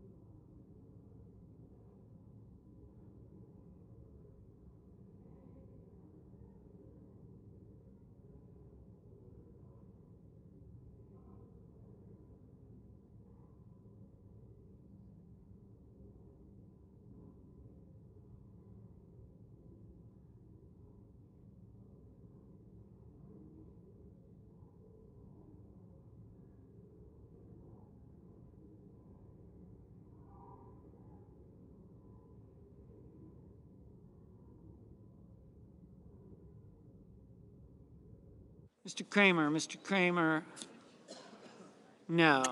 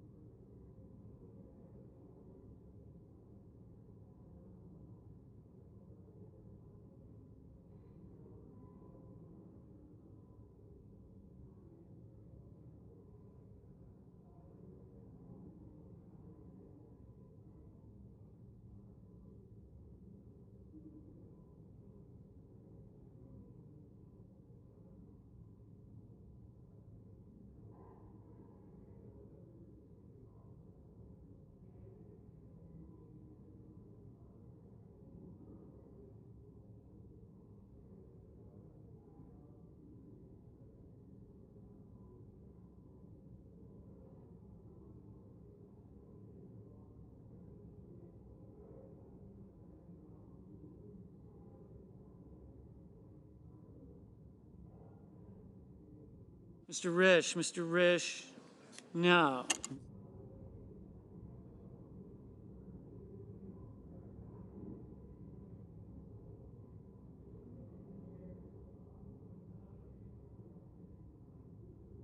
Mrs. Gillibrand, aye.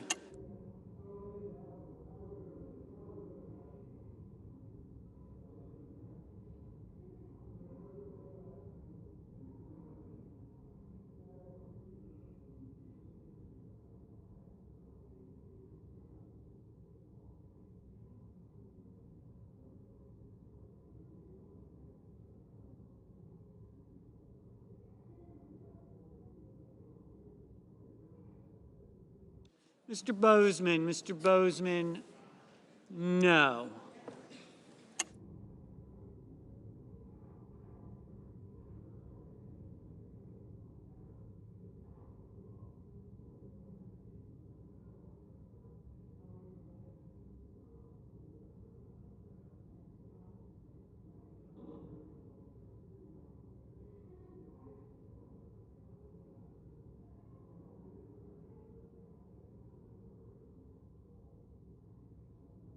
Mr. Tuberville, no.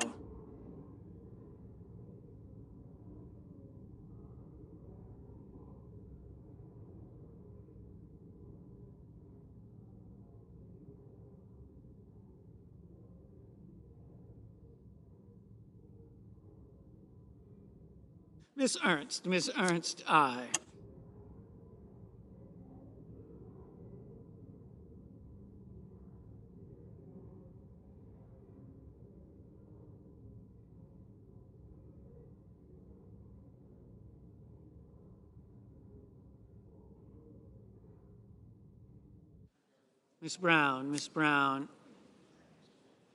Mr. Brown, aye.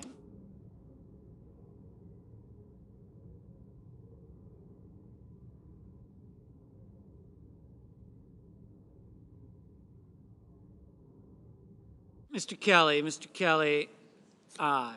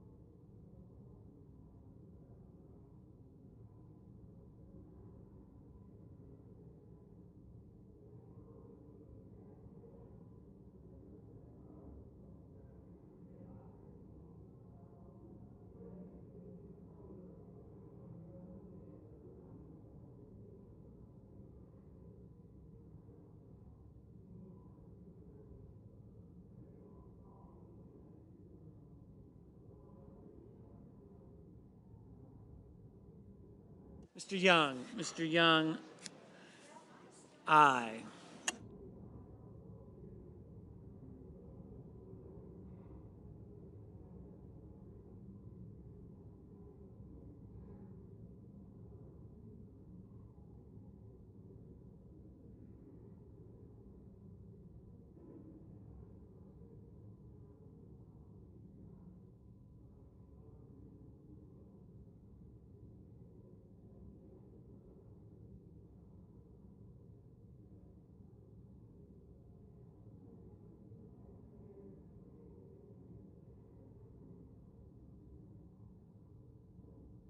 Mr. Scott of Florida, no.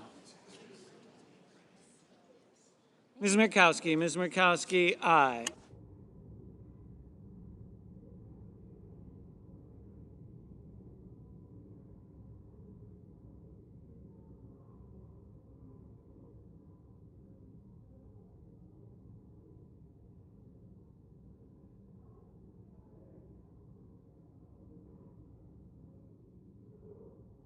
Ms. Hirono, aye.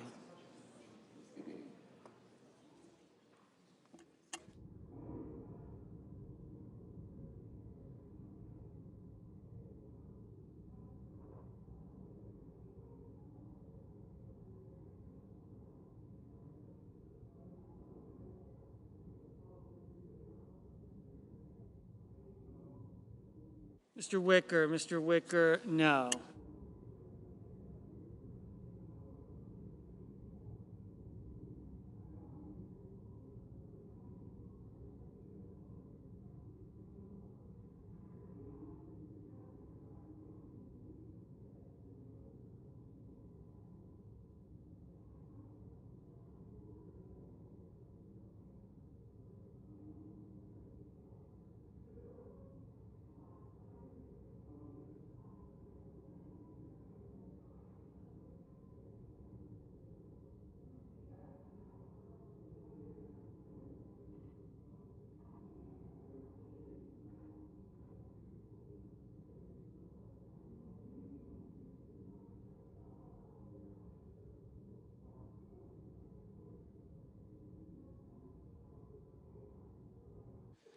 Mr. Hickenlooper, aye.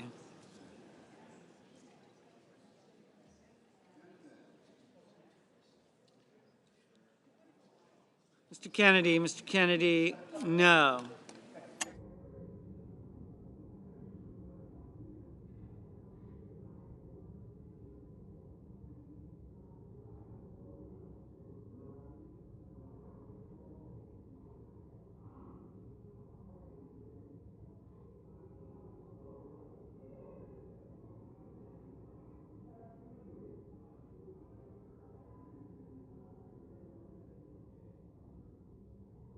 Mr. Daines, no.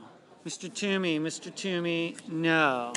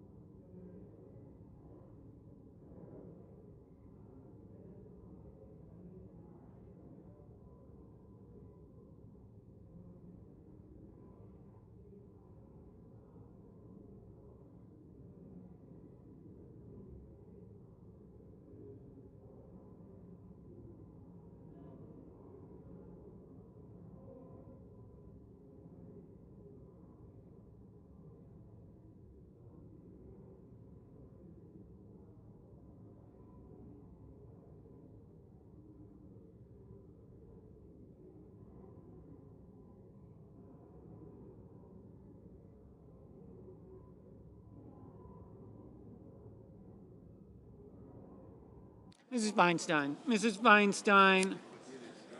Aye.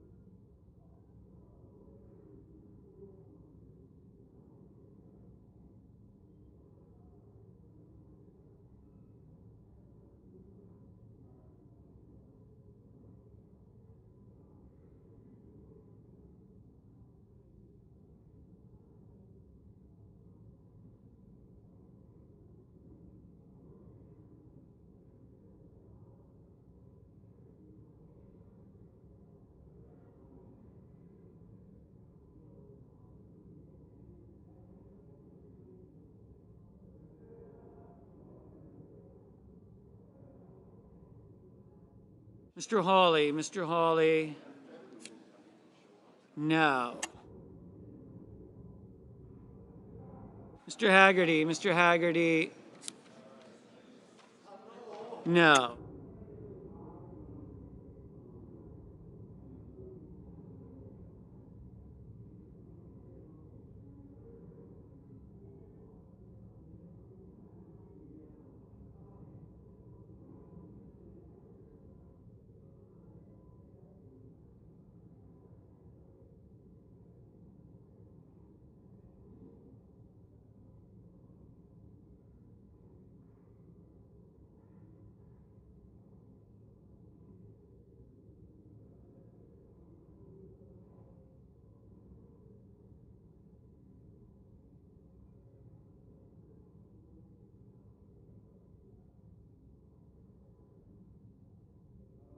Mr. Inhofe. Mr. Inhofe.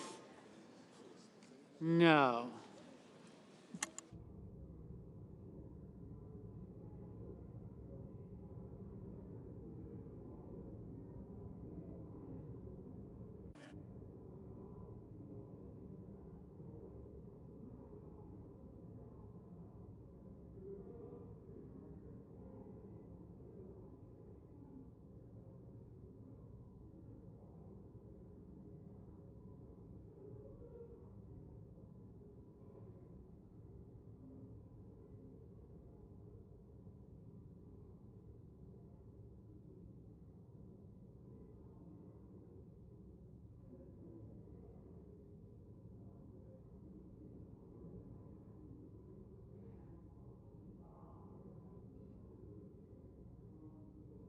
Mr. McConnell. Mr. McConnell. No.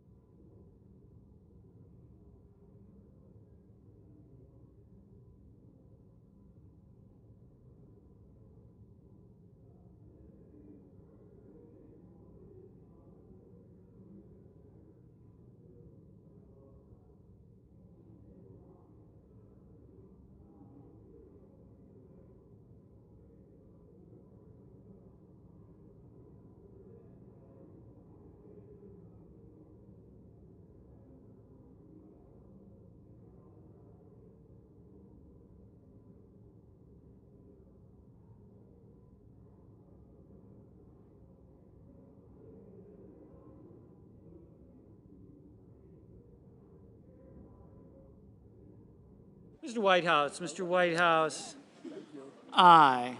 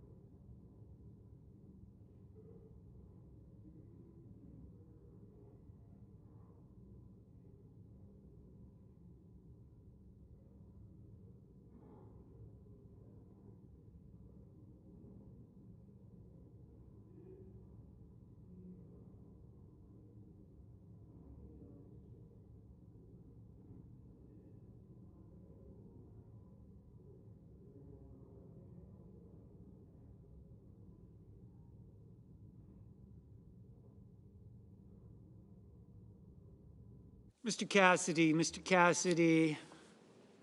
No.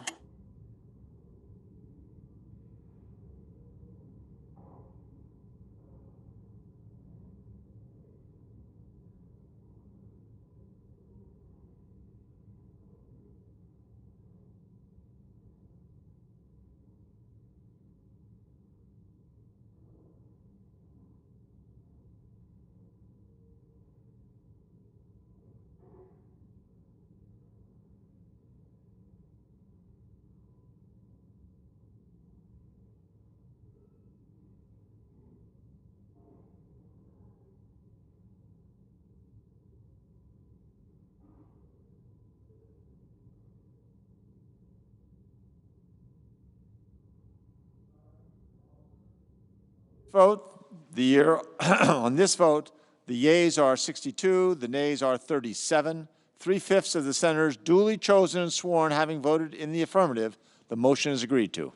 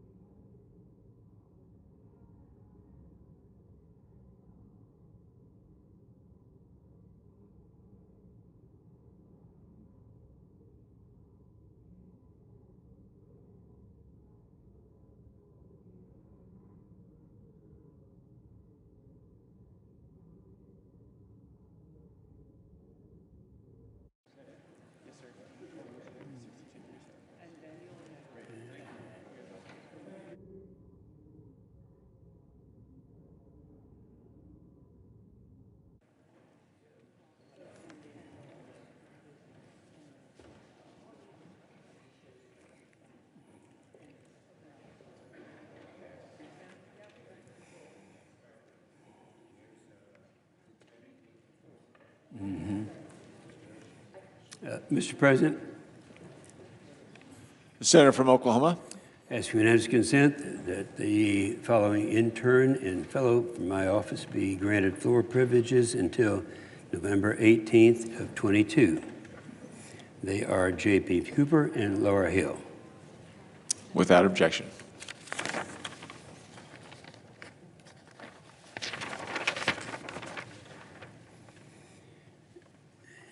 And, Mr. President, I ask unanimous consent that I be recognized for such time as I shall consume.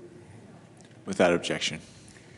Thank you, Mr. President. As a reflect of my 28 years serving in the United States Senate, I'm reminded of the lessons I've learned from my former colleagues and friends who have served beside me in the Senate. I had the privilege of serving with many great titans for a fairly long period of time. Some people thought maybe too long. And I had the privilege of serving with the people that I've known very well, people like Orrin Hatch, Mike Enzi, friends I miss dearly. And I single them out because they're no longer with us. Senator Hatch's farewell speech in 2018, he reflected on the striking shift in polarization and partisanship of the Senate. And he yearned for the days members finding common ground and breaking bread together. Orrin reflected in his farewell speech. He said, could two people with popular opposite beliefs and from vastly different walks of life come together as often as Teddy and I did? And the answer is yes. Conservative Republicans and liberal Democrats come together today, all the time and will of the future, but you may not hear about it because it's not newsy. The media doesn't really care if everybody loves everybody. Then there's Barbara Boxer, and not too many people who are making their last talk about members of the other party, but I would do this. I've shared this story many times with you all about how former Senator Barbara Boxer of California and I worked together for many years as chair and ranking members of the EPW committee to get things done. Now, you can't get two more ideologically different senators than Barbara and me. Barbara, a proud Democrat of the most far left state in the nation, and me, a proud Republican from the most conservative state in the nation. But we were able to see past our ideologically differences and to work together, and we did. We got stuff done. We passed landmark legislation from highway bills like the FAST Act, the Frank Lautenberg chemical safety bill. You remember that. Most of the people are still remembering that. We did it, and we did it time and time again. Every Wednesday, the Republicans in this meeting in the Senate is where the chairman will go. I shouldn't probably be telling you, all you guys what Republicans do, but they go around the room and give an update on what their committee is working on. And I would always say at that time, quote, now is the time to hear from the committee that gets things done. And I could say that. That was Barbara Boxer and I got things done. And you know what? We actually enjoyed it. Nobody believes that we would enjoy it so much and actually get things done. Then there is Jack Reed. Today I have a similar relationship with the chairman of the Senate Armed Services Committee. I'm a Republican, he's a Democrat. Jack is from Rhode Island, a very blue state, but we have worked together for years to pass annual defense authorization bills, which is the most important bill we pass every year. I believe the secret to getting this bill done, and any bipartisan bill for that matter, is determination, but also trust and respect in the member that you're sitting across the table from, a lesson that Senator Hatch set very well. In working with Senator Reed over the years, he has my trust, I have his respect, and it's why we have been successful in what I consider to be the most significant thing that we do every year. Now for me, I was a builder and developer prior to running for public office. I never contemplated getting involved in politics until one day on the job in South Texas, I was told that I needed more than a dozen permits to build a single dock. Now, that didn't make much sense to me, and so I decided at that time to run for office and try to get things done where people are in this body are actually responding favorably. Now, remember, when I first came to the Senate from the House, after I gave a very spirited speech on the Senate floor, Senator Byrd came up to me and he said, "Young man, the Senate doesn't work like the House. Let me tell you about the Senate." Now, that date happened to be November the 17th, 1994, which was my 60th birthday. And until the day he died, I was still the young man. And Senator Byrd explained to me that, and this is something that a lot of the new members who are just being sworn in as we speak, here for the first time, realize that this is one of the major differences. If you make enemies in the Senate, you're wiped out. And that's not true in the House. And I spent a lot of years in the House before. I also remember friends across the aisle like former Hawaii Senator Danny Akaka, who led singing at our prayer breakfast each week. Ted Kennedy, who I helped out of the Capitol during one of the September attacks that was taking place, and former Majority Leader Harry Reid, who would sometimes move our voting schedule around so that I could get home and watch my grandkids' football games. And then there's the one that we all love, Susan Collins, who is well respected because she makes this institution a better place, and not just because Maine lobster rolls are her signature fare for the eating groups. Real friendship does exist in the United States Senate, but nobody knows it. It's the big secret around here. Then there's a bipartisan Bible study that we have. Some of you are about the Senate Bible study that meets every Thursday in my hideaway in the Capitol. I've made a point not to miss a Thursday Bible study in 28 years. So I got a record going there. No one's going to beat it. It's well, they could beat it, I suppose. After I was first elected to the House in 1986, I attended a Bible study led by a guy named Tom Barrett. I'm going to tell you a story that most people don't want to hear. But one day, Tom Barrett, and a member of Congress from Kansas, invited me to the members' dining room after the Bible study. Keep in mind, this was 1986. They said to me, "Inhofe, we think that we've been with you now for over a year since you got in and we think you never really accepted Jesus." Well, I got mad. He said, "Who's this young guy? They're telling me about Jesus." And they said, "All right, when did you ask him?" And I said, "Well, every day." They asked, "How long have you and Kay been married?" Well, at that time, we were newlyweds. We were probably, I think, celebrating our 29th wedding anniversary. And they said, "Do you propose to Kay every day?" And I said, "No." And they replied, "Why?" And I said, "Because we're already married." Well, bingo, that meant something. And I thought, I said, and I was a little cautious because these guys were younger and I wasn't sure I knew them that well. I said, just in case they were right, in the members' dining room at 2:30 in the afternoon on September 22nd, 1988, I re-accepted Jesus as my personal Lord and Savior. Now, that's life-changing. Okay, now there's Africa.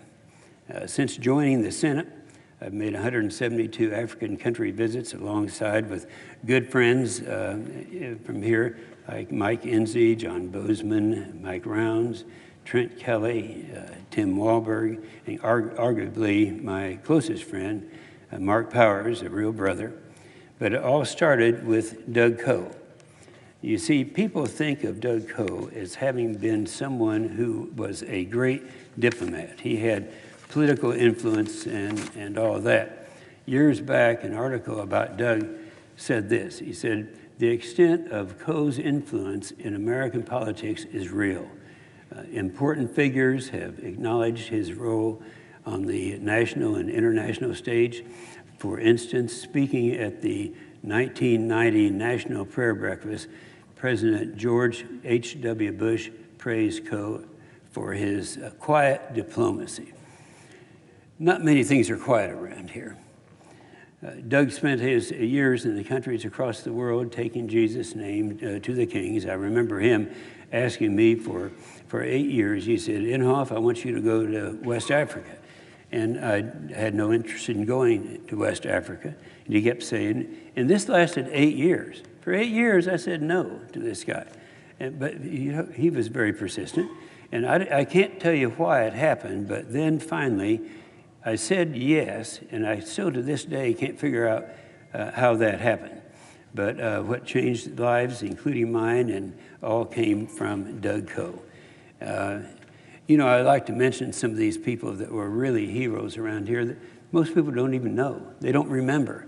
But they go back and they look them up and they see what great contributions they've made. Not many people are aware of this, but here in the United States Senate, every Wednesday morning, we meet in the spirit of Jesus. This is something Doug Coe started many years ago during the Eisenhower administration. It's scripturally based, Acts 2:42. We get together, eat together, pray together, and fellowship together, and talk about the precepts of Jesus together. I will always be thankful to Doug for his efforts to quietly speak of Jesus in most every country around the world. Over my 172 African country visits as a senator, sure, I did a military job while I was there, but I developed a deep love and appreciation for the people of Africa that will hold dear with me forever. One thing for my visits remains clear. Building meaningful and lasting relationships with African leaders is vital if the United States is to have a role in the African continent. I was proud to lead the effort to establish AFRICOM. Some of you don't remember this, but we had AFRICOM didn't exist for a long period of time. Every other part of the world did, but not Africa. We had that set that up as a separate combatant command in 2007, and I've seen the benefits across the continent since that time. The presence of U.S. military across Africa means a great deal to our friends and is a worthwhile investment for the United States. A strong and robust relationship with the United States has helped spur economic growth and regional stability across the continent. I think it's important to talk about these things that other people don't talk about. I have faith that my colleagues in the House and Senate will continue the United States-African friendship long after I have retired from the Senate. Western Sahara, there's Western Sahara. Over the years, I've been very outspoken about the situation in Western Sahara. A few years ago, I visited the Sahrawi refugee camps. I visited the children who lived there. They were joyous and happy and ordinary, and children who didn't know yet that they were part of a frozen, forgotten conflict where their hopes and freedoms were dying a cruel death. I urge my colleagues to remember our ideals of democracy and extend that to the Sahrawians. Don't let the world forget them. I urge everyone in this body to stand strong to support Western Sahara's right to self-determination and reject Morocco's reckless attacks on Western Sahara. Ethiopia, then there's Ethiopia, a nation that's close to my heart for many reasons. The human suffering happened there is heartbreaking. Instead of focusing on the importance of creating lasting friendships with the Ethiopian people, some in the United States government look for ways to punish them. 19 of my African visits have included Ethiopia, where I've watched firsthand the economic transformation that occurred. Their middle class is growing. They have become a regional superpower, and they're a good friend of the United States of America. Their military is professional, capable, and they're punching above their weight in the war against terrorism that continues to plague the continent. They promote regional peace and security by being one of the top troop contributors to the United Nations when they are called upon. Hopefully we can find ways to grow this friendship, Ethiopian friendship. Then there is Zagita Marie. Now, many of you already know that I have an adopted granddaughter who was born in Ethiopia. Her name is Zagita Marie. We call her the Z Girl, and has a very special story that has grown up to be a very impressive star. Knowing the joys of adoption in my own family, I've worked to ensure all families that choose to adopt can. In 2017, when Ethiopia decided to close inter-country adoptions, I worked directly with my friend and then the Prime Minister, Haile Mariam, on the families that were pending adoptions and were able to complete their adoptions to bring their children home. That was a major thing, a major undertaking. You wouldn't think it would be. That should be natural. The Constitution, you've heard me say this line before, there are two things we should be doing here in Congress, infrastructure and defense. That statement rang true 28 years ago when I got to the Senate, and it will ring true in the years to come. Infrastructure, and we've gotten a lot done together on that front over the years. We passed bipartisan landmark infrastructure legislation from Safety Lou to MAP 21 to the FAST Act, all of which rebuilt our nation's crumbling infrastructure so the future generations of Americans still have safe roads and bridges to cross. Before 2005, Oklahoma, my state, was a donor state to the Highway Trust Fund. Now what that means is we were paying more into the Highway Trust Fund than we were receiving out of it. And of course, we were able to change that. Safety Lou created a fair formula for apportionment, so Oklahoma was, I want to say this, I want to make sure that people in Oklahoma, since I'm bagging out of this place, realize some of the things that I've done, and so I know it's controversial in some circles to say this, but I've been one of the staunchest defenders of congressionally directed spending, also known as earmarks. And an earmark must be defined as something that is both authorized and appropriated. It should be the job of Congress to decide how the American people, how their taxes are spent, not unelected bureaucrats in the executive branch. And that's what we're trying to get away from when we're looking at why we should be using earmarks. We have worked across the party lines to ensure the National Defense Authorization Act is signed into law every year. And as I said earlier, the NDAA is the most important bill that we do every year, and for good reason. This year will be the 62nd time that the NDAA has been signed into law, 67 times. And I'm proud to have had a hand in crafting the last 28 years of that bill. The Defense Authorization Bill ensures that our servicemen and women have the training and equipment and other resources they need to defend America here and on the road. It also ensures that the families of the men and women who serve are taken care of. Some elected leaders criticize our military spending, but they need to know that our greatest expense in the military is taking care of our troops, building schools for the young people, and how important that is. And why does it cost more for us to do it than other countries, than the communist countries?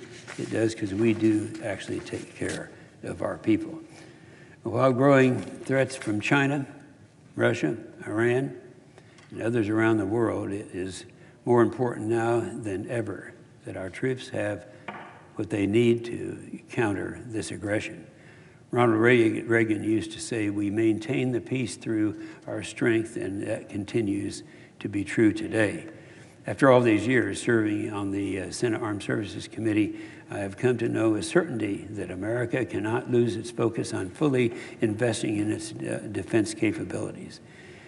And backgrounds, I've got to say this about Oklahoma. Oklahoma has come out pretty well. You all don't need to feel sorry for Oklahoma. I'll take care of that. And they're very happy right now. Oklahoma has 5 major military installations, from training pilots to building bombs. Each is unique in its mission to support our military. Since 1988, we have gone through 5 BRAC rounds, that's base realignment and closure commissions. In each round, the Department of Defense closed bases and military installations in accordance with their performance. It's something we ought to be doing. And in each round, Oklahoma, the Department of Defense grew its presence in Oklahoma. So Oklahoma has done very well in that period of time. Okay, I'm going to tell a story here that surprised a lot of people, because the star of the story is, none of these kids will remember except for reading about it, is Ronald Reagan. When I was about 6 years old, my dad was a claims adjuster for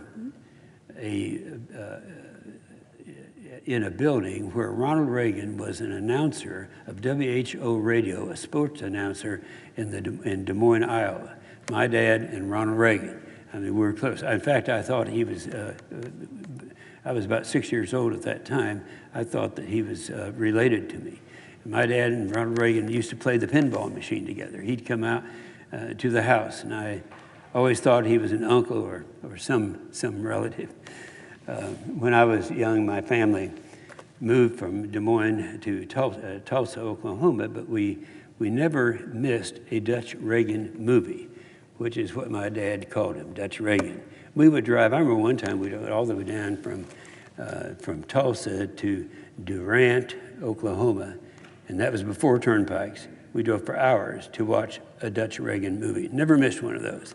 It's not a big deal. It is to me, though, and I'm the guy leaving. Fast forward to when the mayor of Tulsa and Ronald Reagan was president, when President Reagan wanted someone to tout his domestic agenda, he used me. We would appear on all the TV shows, sometimes together, and tell people what they needed to know was happening in the administration. I always remember when, as mayor of Tulsa, I pushed the construction of a low-water dam on the Arkansas River.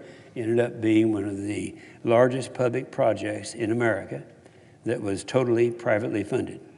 It had a lot of opposition, but it's pretty amazing. Go back and read about this. You can see anything that Ronald Reagan wanted, he got. So then there's Wiley Post, flight around the world. Now, people may not know who Wiley Post is. Everybody knows who Will Rogers is. Well, Wiley Post and Will Rogers are both pilots. The difference is Wiley Post had just one eye, and he was good. In fact, they were together when they died.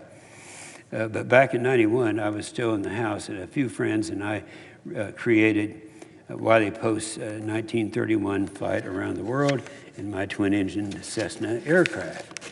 And it's hard to believe that that was 30 years ago when we made that trip that left out of Oklahoma with several stops on the East Coast, then in Europe, and then the Soviet Union. Wiley Post had my plane beat on the travel time. He did his in 8 days. It took me 16 days.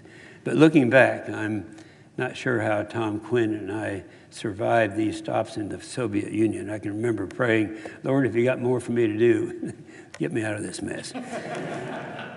Fighting for far-left environmentalists, it's no shock to anyone that the Washington Post has dubbed me public enemy #1 for the radical environmentalists for decades now. And for much of my time in the Senate, I was chair of the ranking member of the Environment and Public Works Committee. Throughout that time, I pushed back against the Obama administration far-left policies that sought to upend the lives of Oklahomans. like the Paris Climate Agreement, the waters of the U.S. rule, the Clean Power Plant, and many others. These policies were really about giving Washington bureaucrats sweeping control over the lives of millions of Americans. We are debating a lot of these same issues today, and I expect these disagreements will continue into the future. And lastly, I want to take a second to say thank you to all of my current and former staff. They're hanging around out here now. Didn't get much work out of them today. They were pretty busy. But my staff knows that once they leave my office, they are always the same thing. We become very close. We don't have people who leave. They become friends. I lovingly call my former staff the has-beens. It's something, a mark of honor, and to all of you, thank you. You're all about to be has-beens. Most importantly, to my family, I love you. When Kay and I got married 63 years ago, I could never imagine I'd be standing here today with 20 kids and grandkids saying goodbye. Thank you, all you guys, for all you've done all these years. And thank you for putting up with me. And to Kay, my best friend, and Rock, I can never put into words what you mean to me. So finally, I want to say to the people of Oklahoma, I really thank what you've done for me all these years. Thank you very much. I love you guys.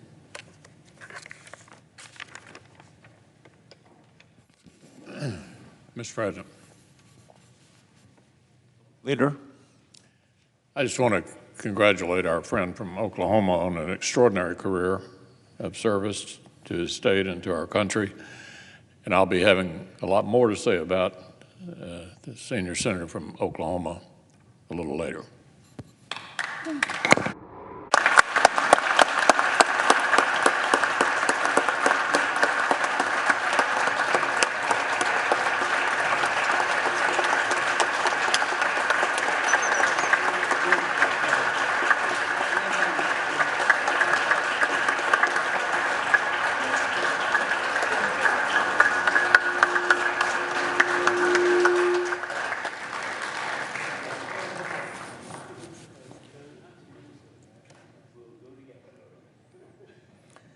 Mr. President. The Senator from Rhode Island.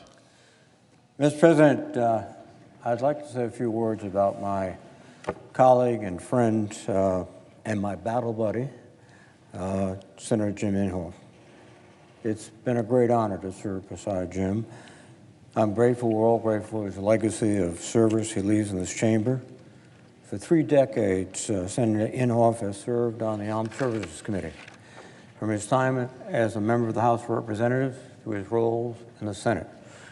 For more than 20 years, I have had the privilege to serve with him on the Senate Armed Services Committee. In turn, each of us serving as chairman and ranking member.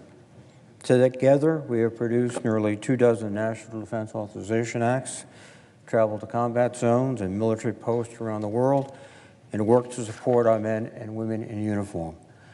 And no one could have had a better partner in those endeavors. We both served in the Army earlier in our lives, and I know Jim carried out his deep sense of responsibility to our troops in the Senate each day. He never forgot that what we do here ultimately is executed by young men and women in the uniform of the United States. He never broke faith with those young men and women who wear that uniform. And the American military is stronger, and the United States is safer because of Jim Inhofe. I'm especially proud that the Armed Services Committee voted to name this year's defense bill the James N. Inhofe National Defense Authorization Act. It is a fitting tribute and honor. Jim's an extraordinary leader whose legislative skills and boundless capacity for hard work are unmatched, and he is a firm and fierce advocate for the people of Oklahoma. He has made sure that they benefit from his hard work and his great efforts. and he's done it with unswerving honesty and integrity. Senator Inhofe, thank you for your leadership and dedication to the committee and the Senate, and particularly the men and women of the armed forces. You've been a wonderful partner and colleague, and I believe I speak for the committee and the entire Senate when I say we will miss you dearly. Your steady, unselfish leadership will continue to help guide our nation in the years ahead. I wish you and Kay and the family much happiness as you plan for a well-deserved retirement. Mr. President, may we all strive for the wisdom, courage, and humility that Senator Jim Inhofe imparted upon this great nation and this distinguished Senate. I yield the floor. The senator from Oklahoma. Mr. President, as the junior senator from Oklahoma, I can't tell you what an honor it's been to be able to serve with my senior senator. Jim Inhofe has for decades served our state. He's been reelected over and over and over again because the people of our state know he loves them, know he cares about them. They trust him in some very hard decisions that have to be made in this place, and they know Jim Inhofe has been there for our state.